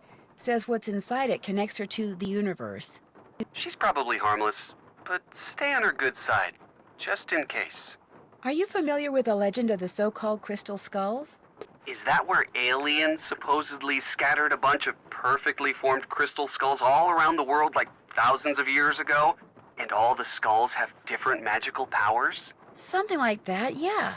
Apparently Henry's uncle was the proud owner of the Whisperer, the skull that was supposed to make whoever owned it live forever. Only now he's dead and another superstition bites the dust. Maybe, maybe not. See, this book I found in Bruno's library said no one who has owned the Whisperer has ever died of natural causes. So how did they die? They were all murdered. Come on, you don't believe that crystal skull stuff is true, do you? I mean, maybe. I haven't actually found the crystal skull. I'm not sure what I believe yet. But right now, what I think doesn't matter. The people who knew Bruno had the skull, if one of them believed in the Whisperer's power, they may have figured the only way they'd ever be rid of Bruno was to cause his death. But didn't he die of a stroke or something? Heart attack. Well, there you go. Natural causes. Heart attacks can be induced. You've been watching too many of those forensic detective shows. That may be, but what's really interesting is I like to think about Nancy just binge watching detective shows on TV all day long. That's probably what she does in her downtime. the skull is missing. That is interesting. And I'll bet you anything that's what my bony friend in the red ascot was looking for. Does Henry know where the skull is? He doesn't know anything about it. At least that's what he says. But if that skull is still around here, I intend to find it. I kind of figured that. Did I tell you that Henry confessed to selling off some of Bruno's things because he needed money to keep his girlfriend Summer happy? You mentioned that he had a high-maintenance girlfriend. Trying to keep up with all her crazy demands is making him nuts. You're so lucky. Hey, don't I know it. Think he sold off the Crystal Skull? I don't think so, no. He acts like he's never heard of the Crystal Skull. And so the search goes on. I'm pretty sure a letter caused Bruno Bole to have that heart attack. A letter? Apparently, Bruno and Renee had recently taken the Crystal Skull to a lab to see if it was authentic. The lab guy mailed Bruno a letter summarizing his test results, which showed the skull was a fake, and when Bruno read it, I think the shock was just too much for him. So much for his being murdered. Actually, that's not quite true. When I called the lab guy, he said that in his letter he told Bruno the skull was authentic. You mean someone faked the letter that said the skull was a fake?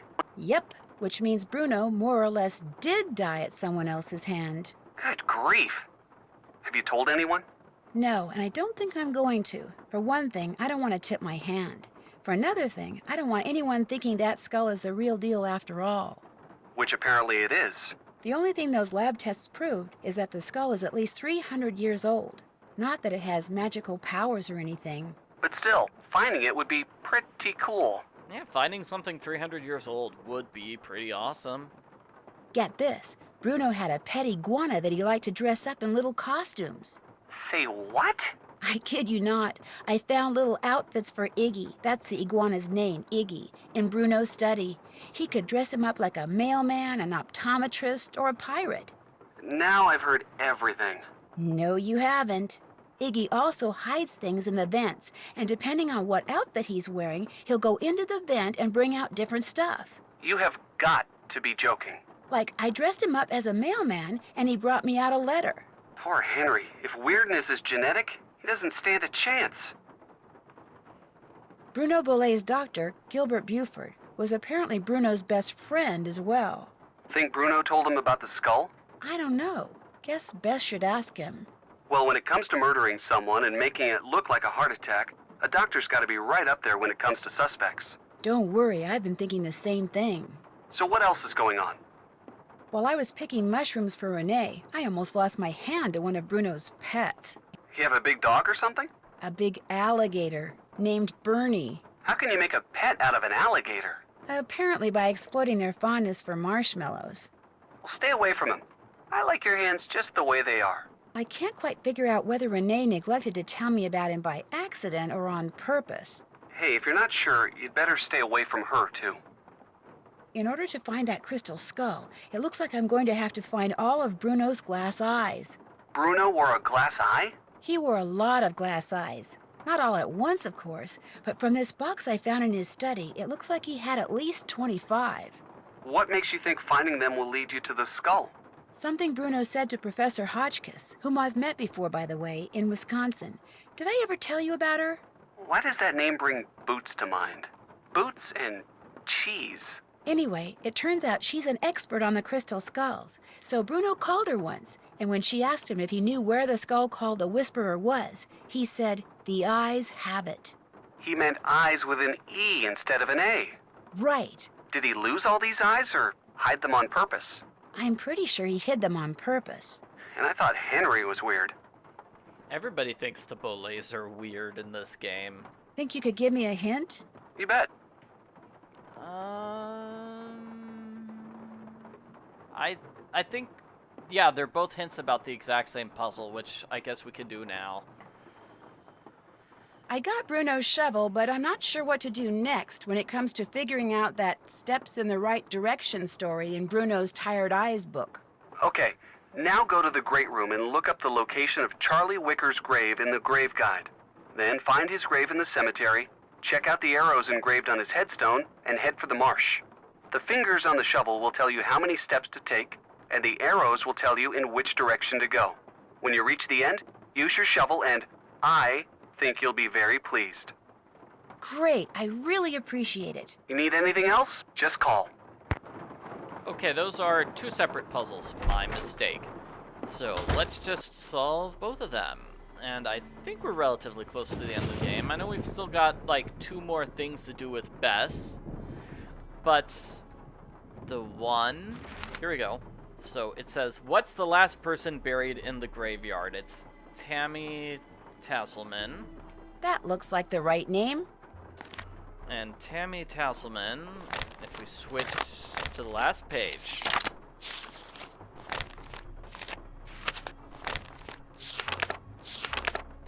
Very last page. There's so many pages to go through. I feel like this puzzle would be a lot better if there were only 5 pages to go through. Tammy Tasselman was buried in the Tierra Siesta. So we're gonna find Tierra Siesta, which is here. It's the upper right-hand corner. And we are going to visit Tammy Tasselman's grave. And along the way, we'll get relatively close to the Charlie guy, so we'll check out his grave as well. Alright?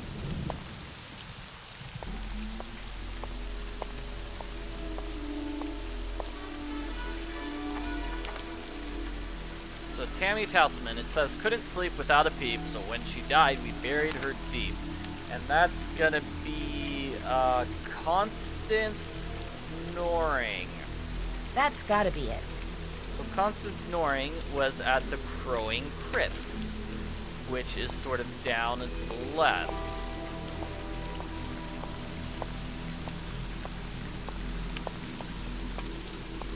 I think. That's the 40 Wings Mausoleum.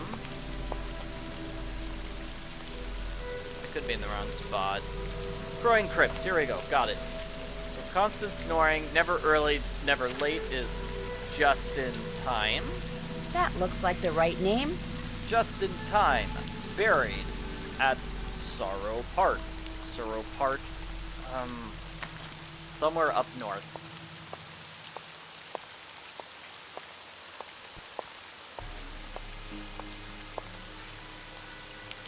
Not this one. See, it's tough because our inventory is blocking the area. I wish I could move inventory, but alas, I not.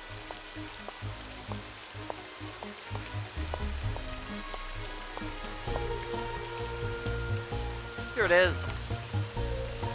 Okay, all dressed up with no place to go, I think is Mannequin. There. I'm no dummy. Okay, the Withering Roots Memorial.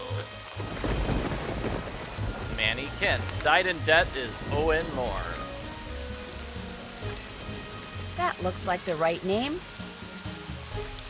Yeah, I did see this in real life when I visited the cemetery. I saw somebody named Dollar.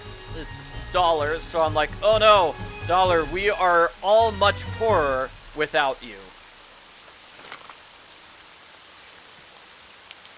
Okay, Sorrow Park. Sorrow Park is Owen Moore, so let's just go back to where we were, if I can remember it.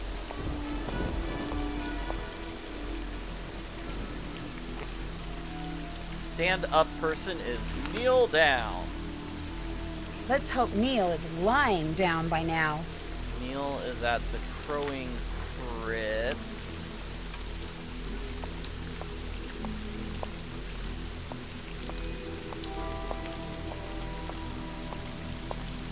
Which is where?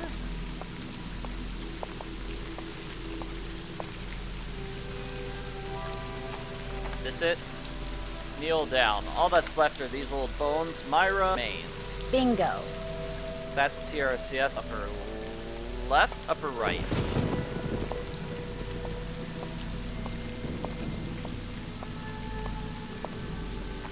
There we go. This is always a weird one to me, but it's Rose Winter Spring, which is bloom too late, prune too early. Smells right to me. It feels like winter, spring. I don't know. It feels like they could have gotten a better one.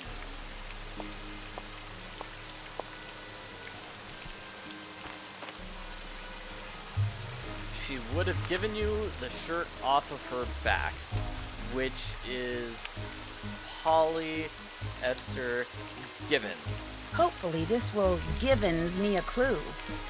She is at the 40 Winks Mausoleum, which is in the lower right.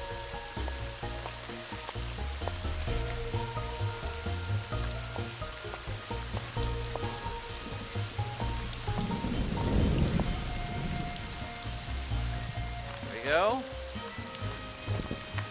And it has the puzzle. Same name as my dog at 10, moved from his grave and buried again. So that's going to be the last step to the puzzle, is finding somebody who has the same name as his old dog. I think the question that this game doesn't answer is, are these people's real graves or are they just fake? I'm kind of inclined to think they're fake, but I guess it's possible that these are real graves and he just, like, changed the what's on the tomb or something? I don't know. It's creepy to think if this is a real grave that he was messing with real graves. Alright, so here's the puzzle. We just made an etching of what the correct solution is. West, north, east, south, west, north, yeah, try to remember that. So west, and we've got 4 fingers here, so that means we take 4 steps west. 1, 2, 3, 4. Next is north, so I switch to north. We have 2 north, so 1, 2. Then it's going to be east, just 1 east. Now for south, 3 south, 1, 2, 3. West, 1, 2. North, again, 2 north. West, 3, 1, 2, 3. South, 1, 2, 3. East, 1 east, it looks like. North, 1, 2. Then east, 1 east again. Then north, 3. Such a long puzzle. This and the spider puzzle, just long puzzles. Okay, east, 4. 1, 2, 3, 4. South, 5. 1, 2, 3, 4, 5. And west, 2. Of course, the graveyard puzzle is also a super long puzzle. I had the answers written down, but you're supposed to check that book of names after every single turn. And how many turns were there? 5? No, let's see. Let's count. 1, 2, 3, 4, 5, 6, 7, 8, 9. 9. So imagine going all the way back to that book of names and then going through that after every single step. That would make it from like a 10-minute puzzle to like a half-hour puzzle. Definitely. And this is a crazy eyeball. And it gives us a skeleton hand as well. Let's call our friend Bess.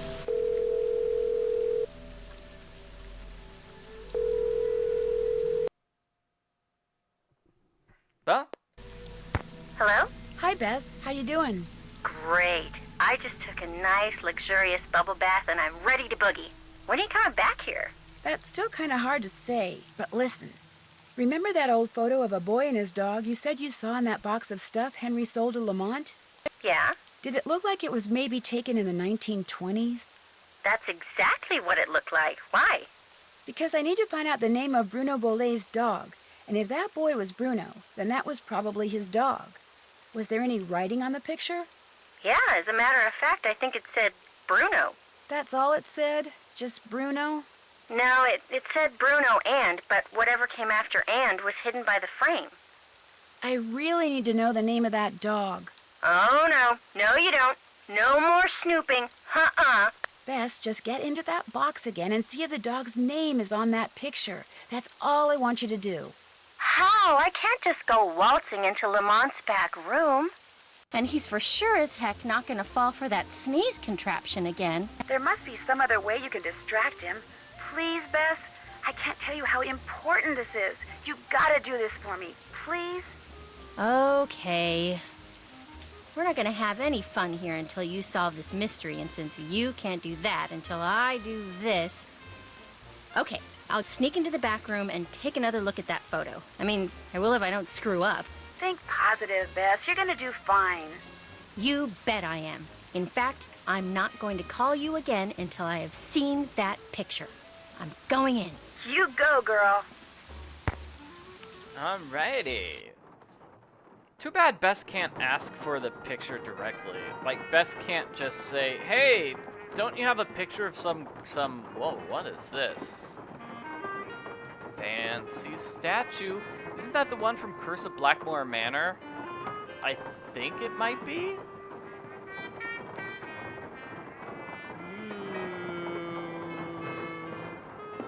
This is a creepy place.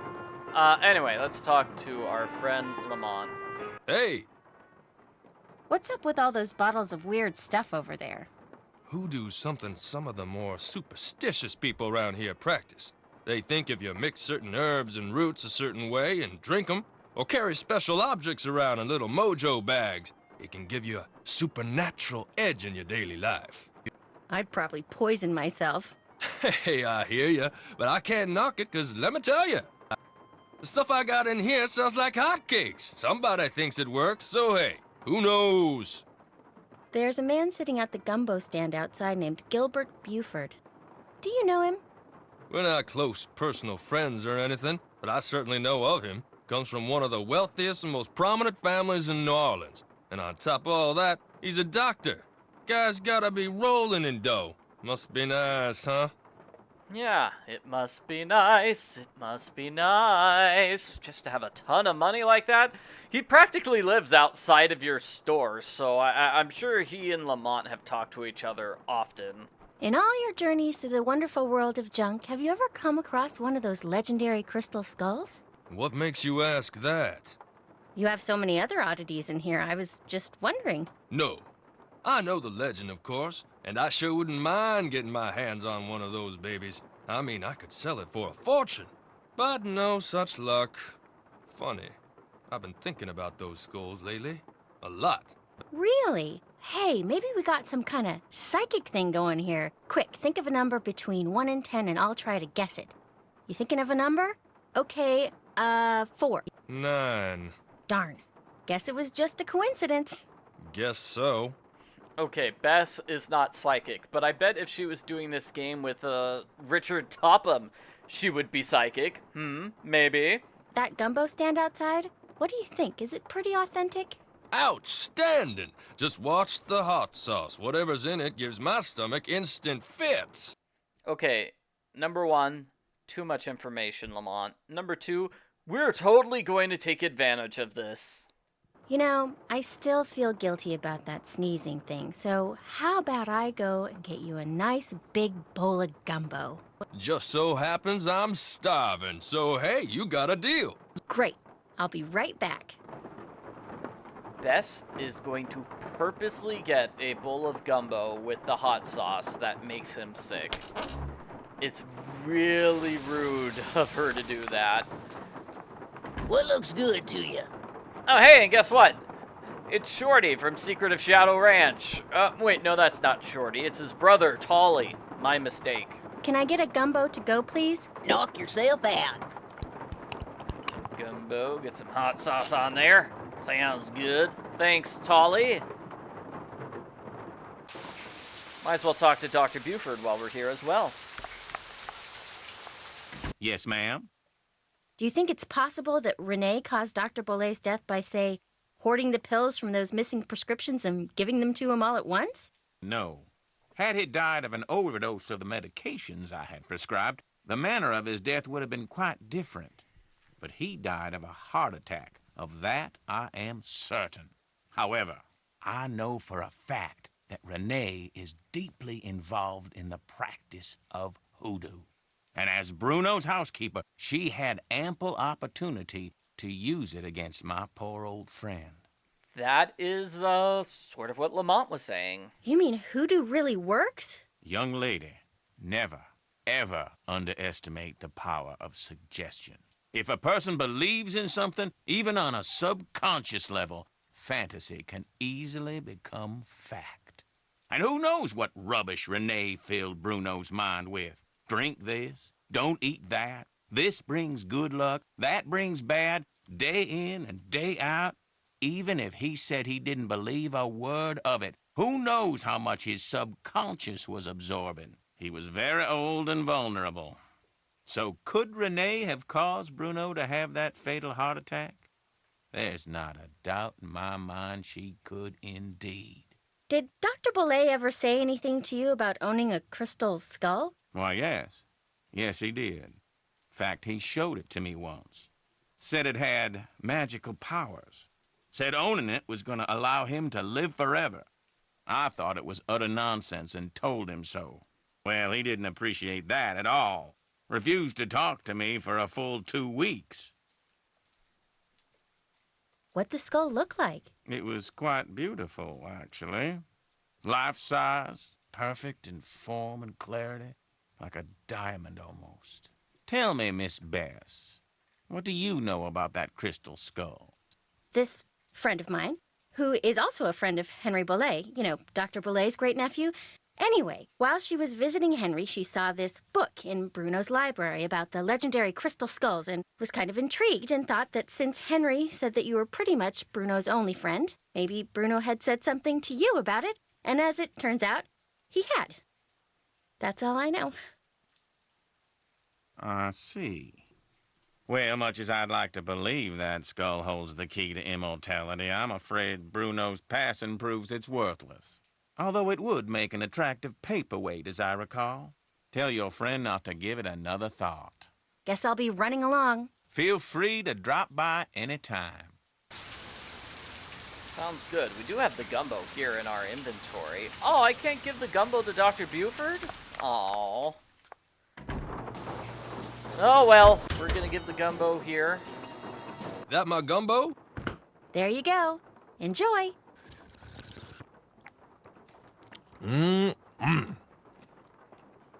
Uh-oh. Oh, you're gonna have to excuse me. That's disgusting. Yeah, we're just making him go to the bathroom so we can look at a picture. I can't leave yet. I still have to see if the name of Bruno's dog is on that old photo. Okay, fine. Let's see that name. Uh-oh. I better get out of here.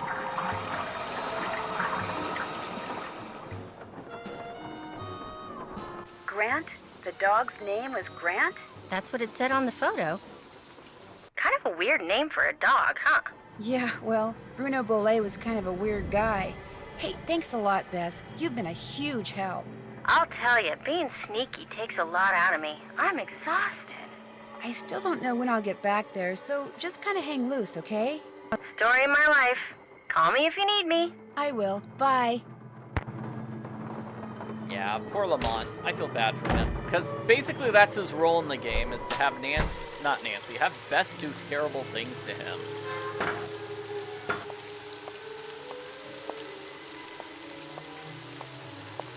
He's never going to show up here at the... I mean, like, spoiler alert, he doesn't show up here. Neither does Dr. Buford. Neither of those two characters show up here at the house. They all just stay there at the gumbo place.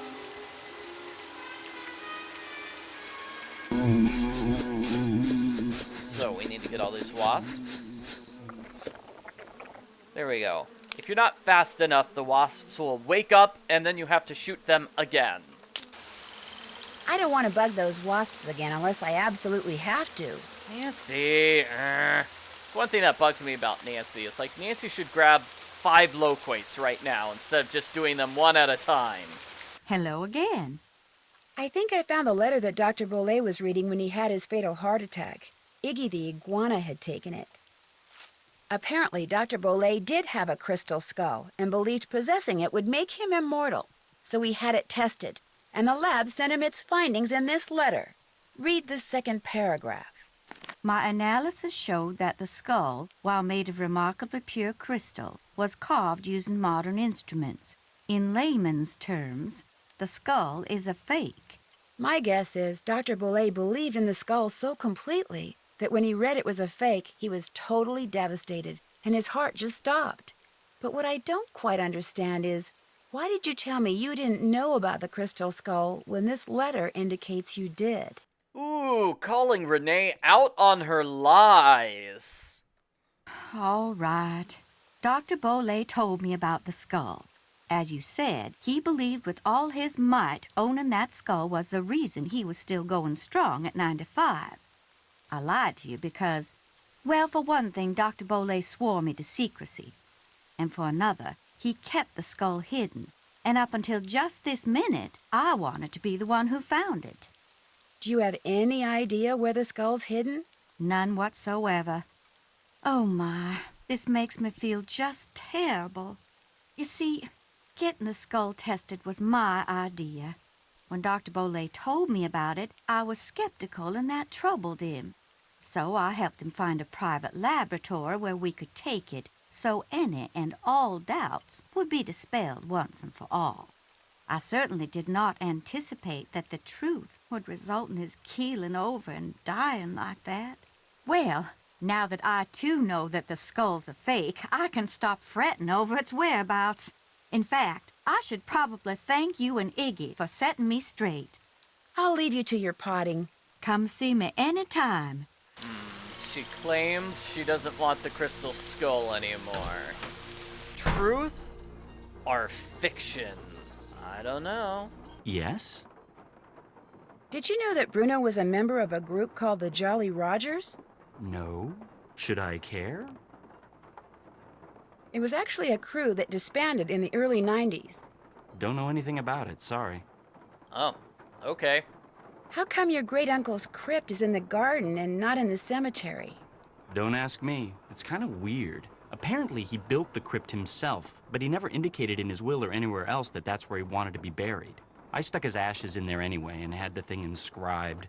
If that's not what he wanted, too bad. I'll check back with you later. Groovy.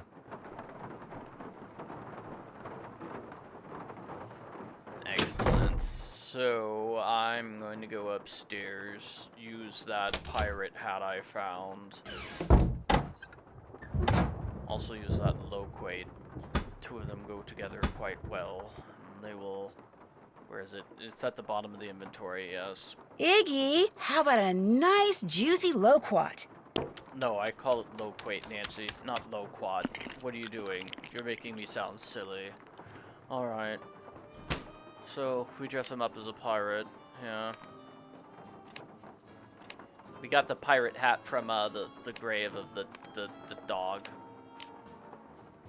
And pirate sword, there we go.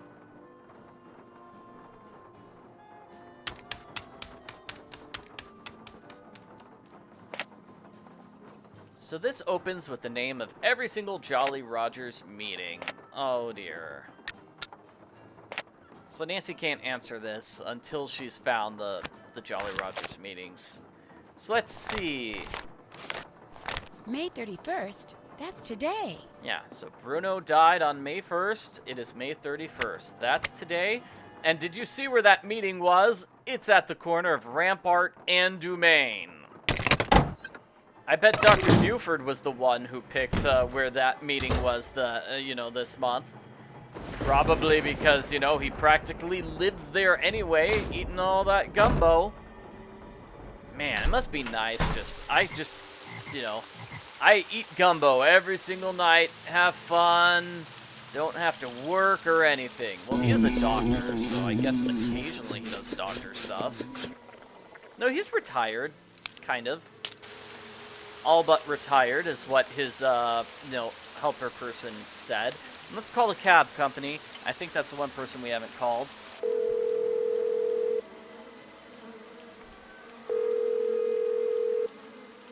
Due to current weather and road conditions, cab service to the greater New Orleans area has been temporarily suspended. We regret being unable to serve you at this time.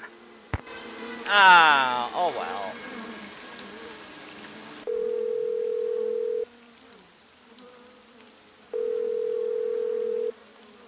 Hello? Hi, Bess. Listen, you busy? Why? I need you to do something for me. What? I need you to infiltrate the meeting of the Jolly Rogers crew that's about to be held at Rampart and Dumaine, which has got to be right near Zeke's. You're going to have to look around for it. Now, to get into the meeting, you'll need to put on that skeleton man costume you saw in the back room. And once you're in the meeting, you'll need to listen for the name that opens the meeting so you can tell me what it is, okay? No. Beth, I know you don't like to do stuff like this, but this is really, really, really important, and it'll be the last thing I ask you to do. I promise. Oh, all right. I don't suppose it would do any good to point out that the curio shop is closed? You'll find a way in. Oh, and if anyone at the meeting asks, the password is Scuttled Bones. Okay, I'll give it a shot. That's the spirit. Yeah, too bad Bess can't smash a window or something. Like, is that what Nancy was expecting? Yeah, this is definitely where the secret meeting is. Hi! Get lost. Aww. Yeah, guy refuses to let me inside. It's very sad. So we want to use this on the door. It tells us the password is 28905. And fortunately for everyone involved, Bess perfectly fits into this costume. I don't know, you'd think the costume would be a little bit big on Bess, because after all, Bruno had a 7-foot frame, rats along his back. When he calls your name, it all fades to black. We don't talk about Bruno, no. We don't talk What's the about password? Bruno. Password? Right. Let's see. Boats? Boats. I'm going with boats. Scuttled boat. Forget it. Oh, come on, sir. I got it this time. I've got it. What's the password? Password? Right. Let's see. Scupper bowl. Forget it.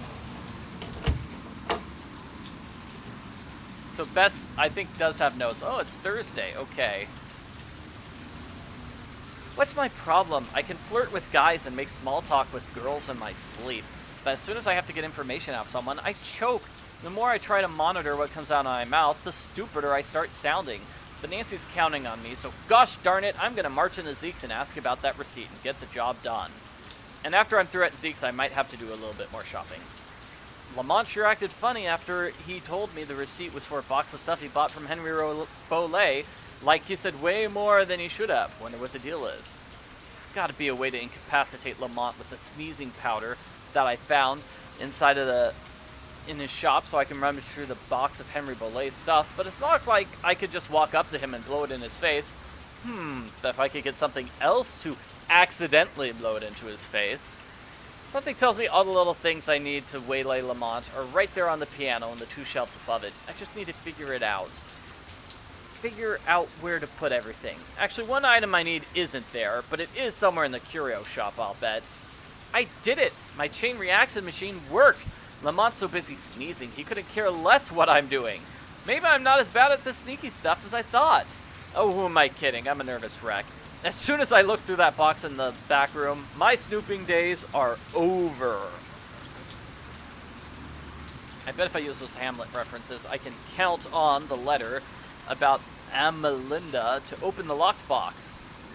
I'm kind of glad the padded box I found was empty. Coming face to face with the Whisperer does not sound like fun. A nice long hot bubble bath in the hotel room? That sounds like fun. I talked to Bruno Bole's doctor, Gilbert Buford. He seems totally sweet and harmless to me. I think Nancy's way off base for even a second, thinking that he had something to do with Bruno's death. Okay, so he did say a couple of flattering things to me, but that's not coloring my opinion of him, honest. Now Nancy wants me to sneak back into the back room of the curio shop just to see if the name of some dog is on a picture. Arrgh! I'm getting really tired of doing all Miss Drew's dirty work, I can tell you that. Thanks to Nancy, I don't feel like I'm in New Orleans. I feel like I'm in the CIA. Now she expects me to break into the curio shop, put on the Skeleton Man costume, then go spy on some pirate meeting. I'm getting butterflies just writing this down. How am I ever going to actually do it? And Bess does have a task list, too. Did that. Done. Did that. I can check that off. Did that. I can check that off. I can check that off. Did that. Haven't done that yet. I still need to do that. Can't check that off yet. Give the guy guarding the door to the Jolly Rogers meeting the password and go inside before I miss everything and Nancy murders me.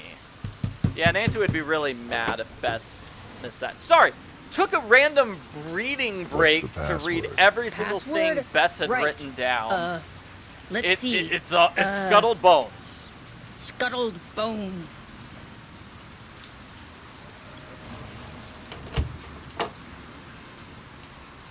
Better hurry, we're just about to start.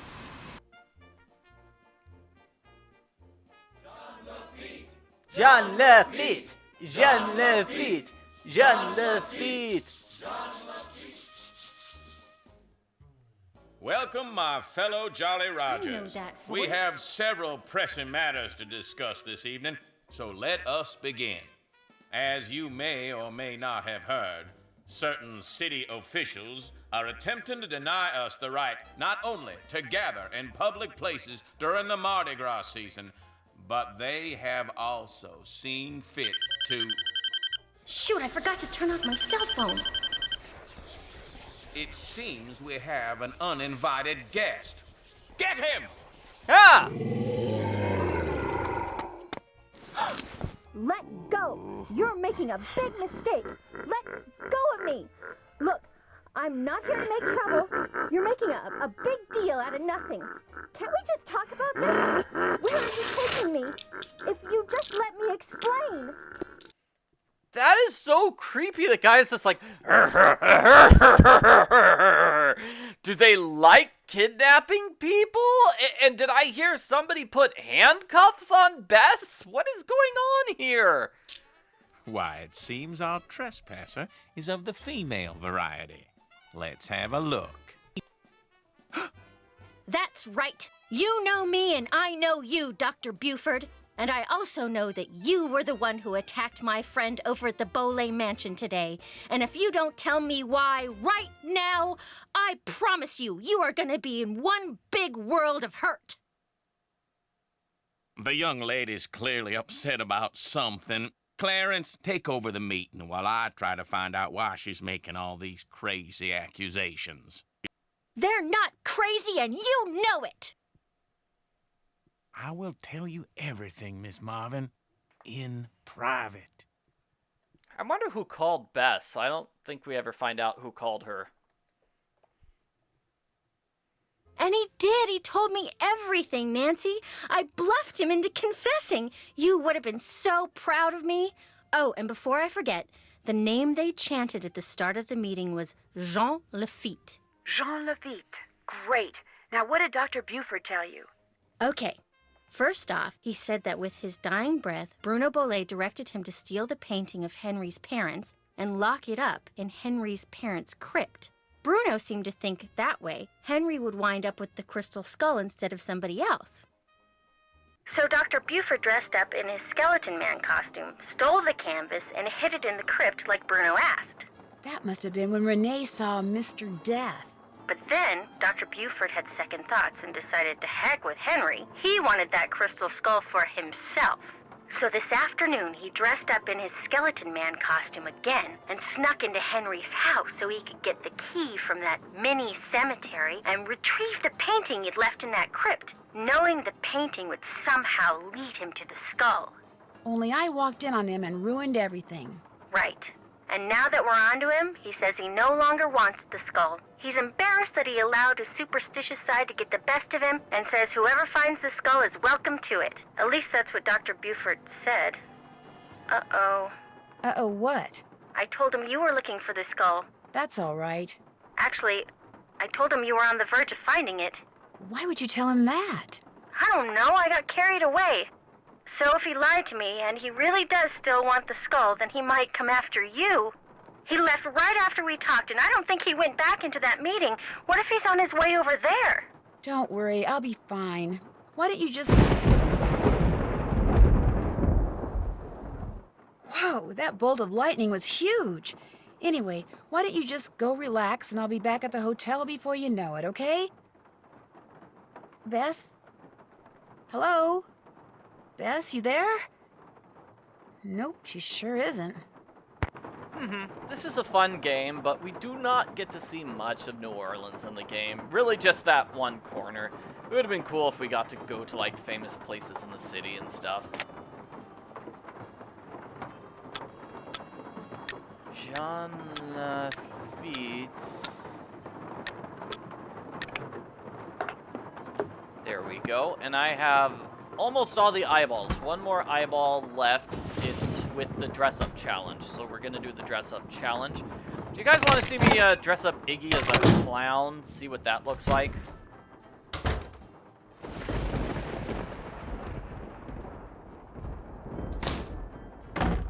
Yeah, we're pretty much near the end of the game because the eyeballs, once you get all the eyeballs, that's it. We can find the crystal skull. Yes? I'll check back with you later. Awesome. Definitely, everybody's saying we want Iggy as a clown. Let's see what that is. I don't even know. I don't remember. One loquat's all I need right now. Oh, I've already got one? Wait, why did Nancy say one's all I need? Nancy. If I need another loquat, I'll just come back. Just get one now, Nancy! Urgh. Again, the insistence that she has to get one at a time is just a huge pain, especially because it takes like a minute to get from the one location to the other you just saw, and whatever. Clown costume time. Iggy! Oh, Iggy!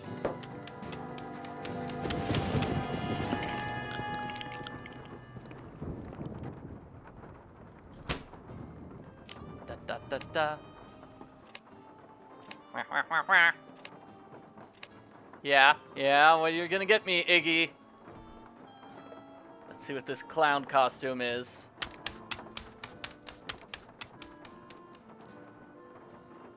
Here, Iggy, Nothing? Iggy, Iggy. Nothing? Clown costume is nothing? That's just not fair. That's just not fair. Also weird, that pirate hat. Nancy takes it back as soon as she finishes with Iggy. That's weird. Can't she just leave it in Iggy's playtime dress-up area? That's the front door, but I'm not leaving until I figure out what Mr. Skeleton Man was up to. That's another weird thing. Yeah, Nancy knows what Mr. Skeleton Man is up to. She's figured out that Buford was... With his dying breath, Dr. Bole told Buford to come here and hide the key and stuff. You just heard that conversation. I don't need to do it again. I don't need to recap it. So this puzzle is... Ah! Oh, good. No. Bad. Bad.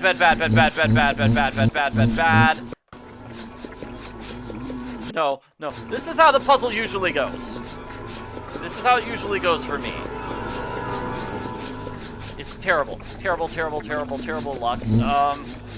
And those red wasps sting you, and if you don't get those red ones, they will attack you and sting you, and then it's game over, and I just can't handle this.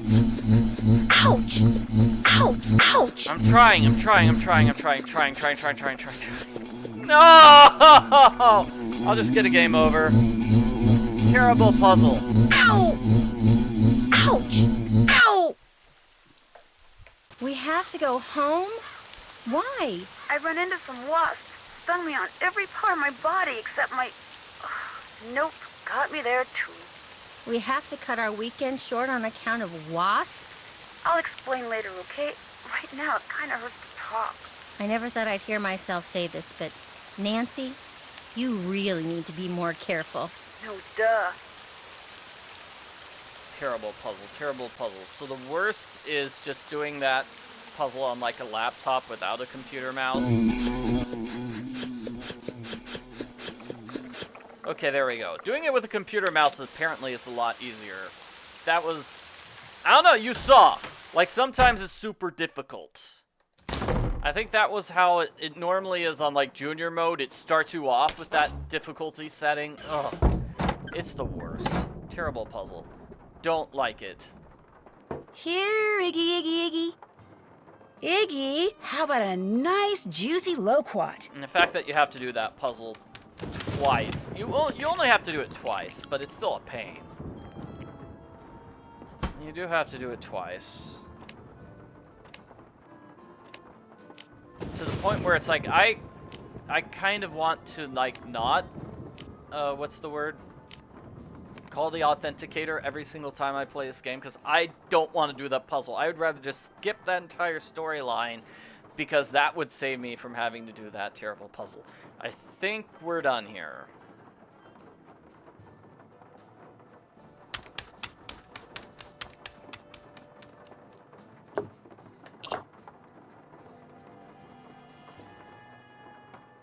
And that's the final eyeball. So the eyeballs go here, and we need to check the book. Where is that book? It's the final one. It's kind of a pain to keep going back and forth between it, but at least it says like 1 through 5, so this tells us what the first 5 ones are. So stealthily stalking them, this is plentiful pirates and nautical nonsense. If nautical nonsense be something you wish, just jump on the deck and blub like a fish. So S-O-U-T-H, that's south, and then west, and then S-O-U-T-H, south again, and let's see, like, there's a north, left, there's one, is there an up?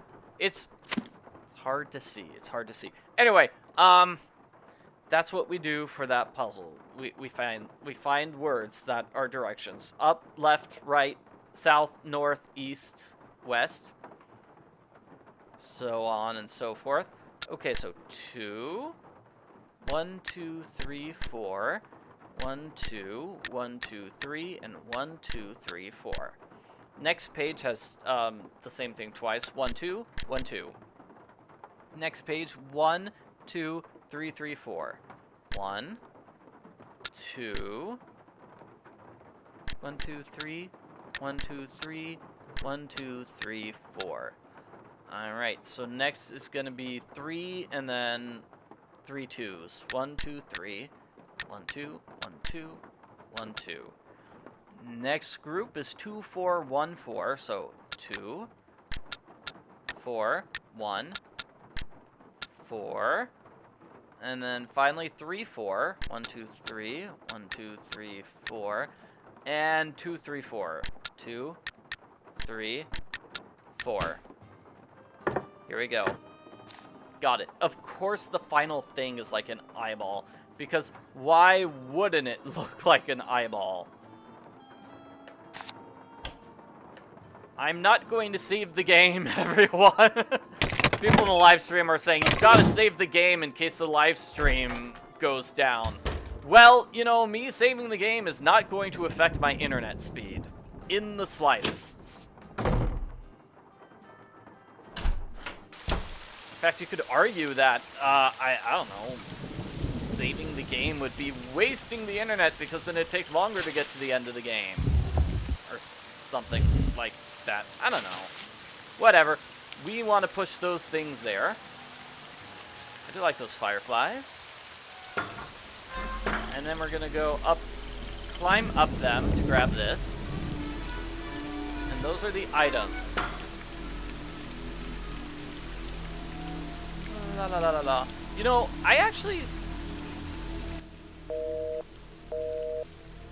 have never tried to call Bess at this point in the game, and it looks like That Bess bolt of never lightning must picks have up. taken out her phone or something. What, did the lightning hit her phone? Whatever. So, we want to follow the instructions, which say we put this thing down. Then we put the skeleton arm down. Then we put the eyeball down.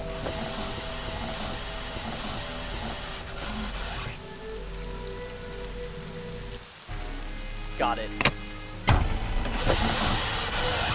Bess got a second chance and she totally forgot to save. Poor Bess.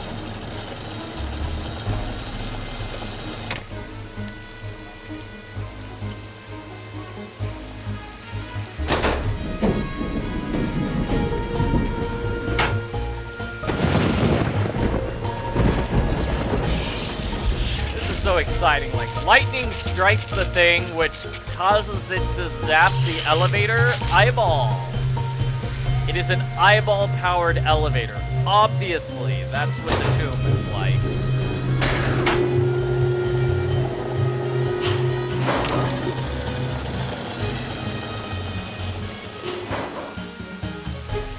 Man, I have to wonder, did Bruno have to work really hard to reset that elevator every single time? I want to see if Nancy has anything funny written in her observations. Since no one around here seems to have the crystal skull, it must be hidden somewhere. Doesn't look like Nancy has any funny observations like Bess. Nancy just has, like, normal observations. Okay. So, let's get that. Ooh, what's this? Huh. Weird. Anyway, let's get the crystal skull! Woo!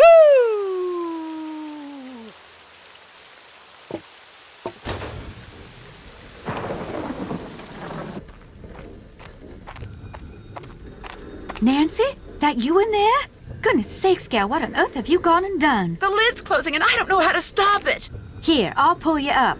Toss what you're holding up here, then give me your hands. Come on, you best hurry. Here it comes.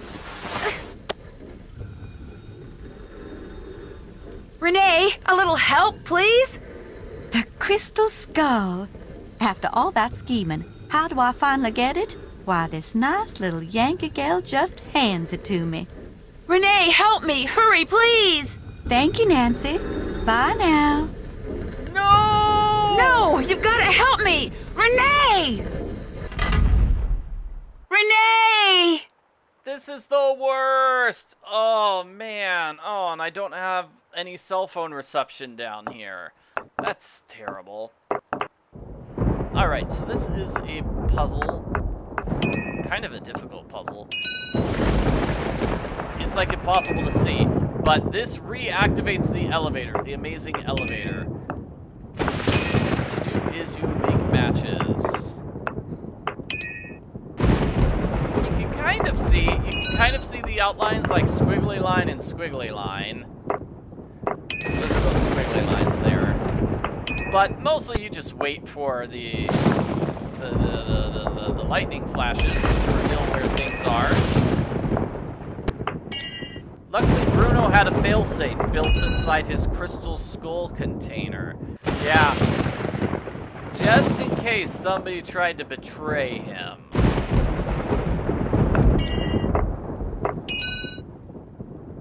And honestly, Nancy has like 500 things in her inventory right now. It's like, couldn't she have thrown out some of those other things instead of the crystal skull?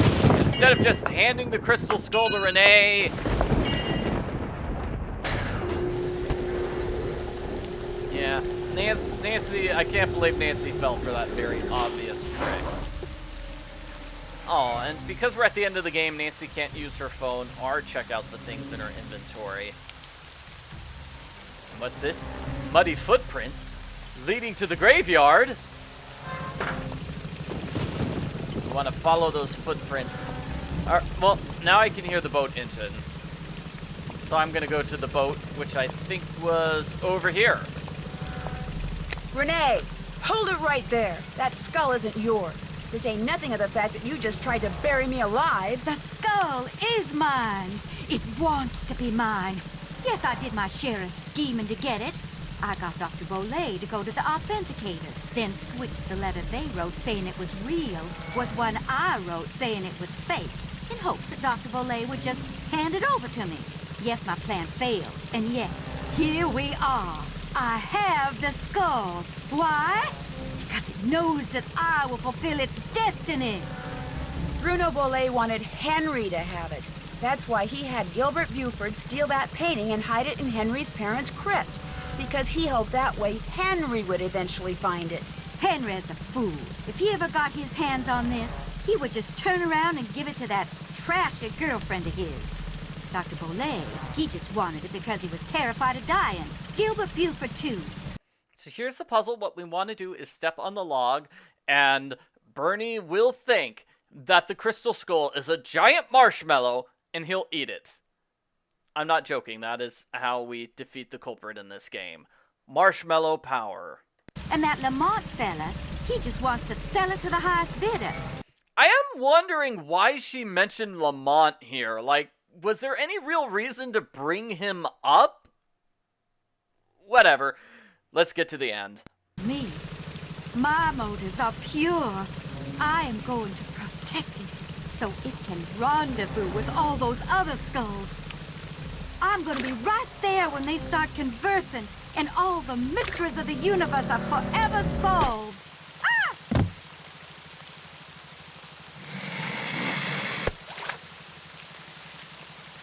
No, no, no, come back!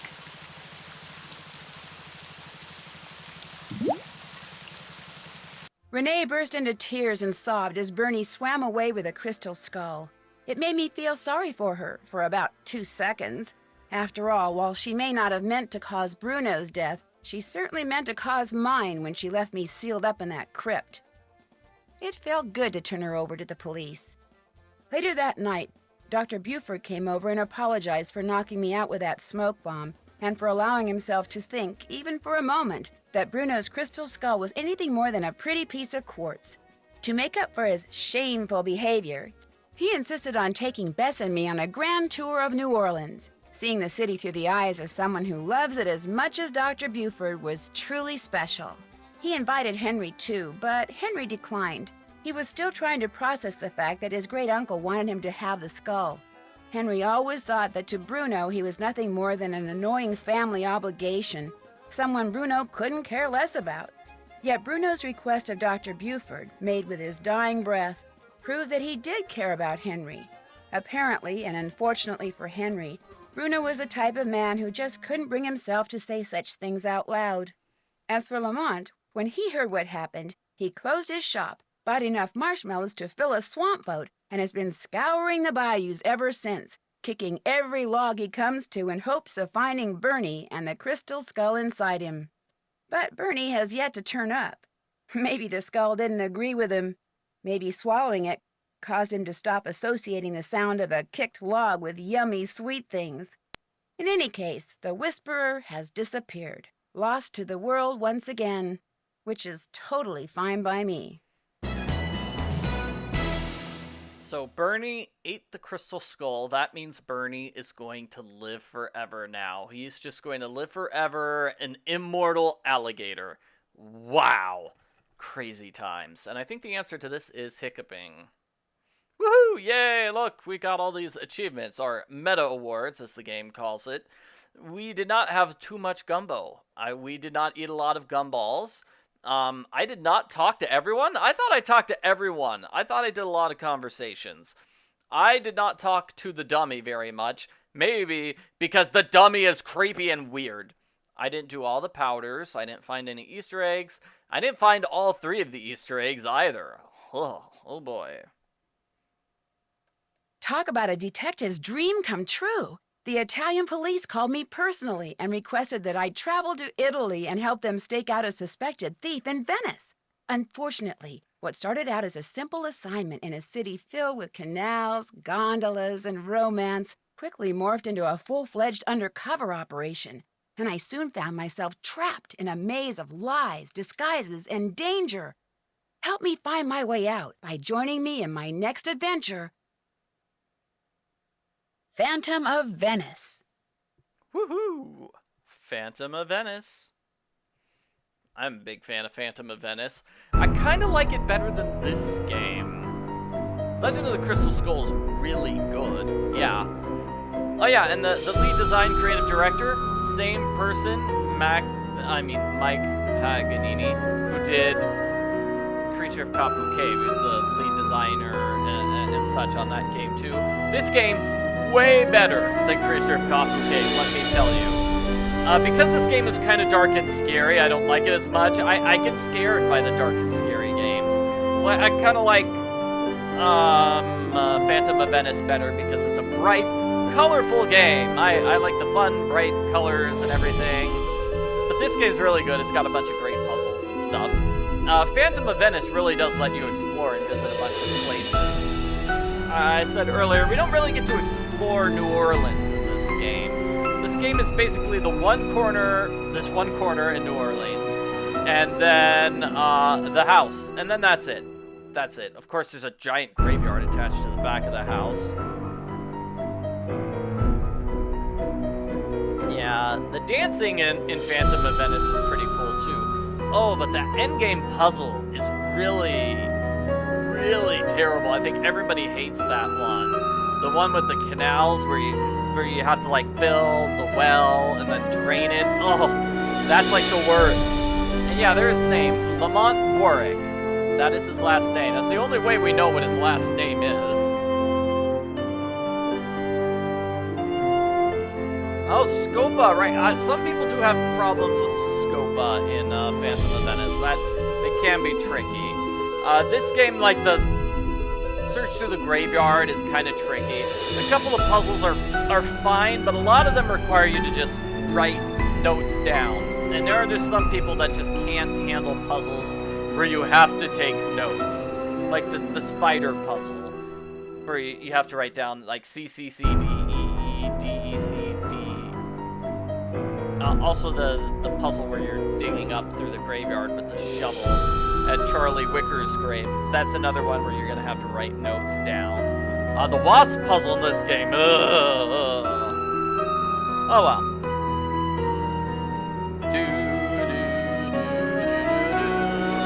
I think we're almost done with the ending credits here, so I don't have to say too much more.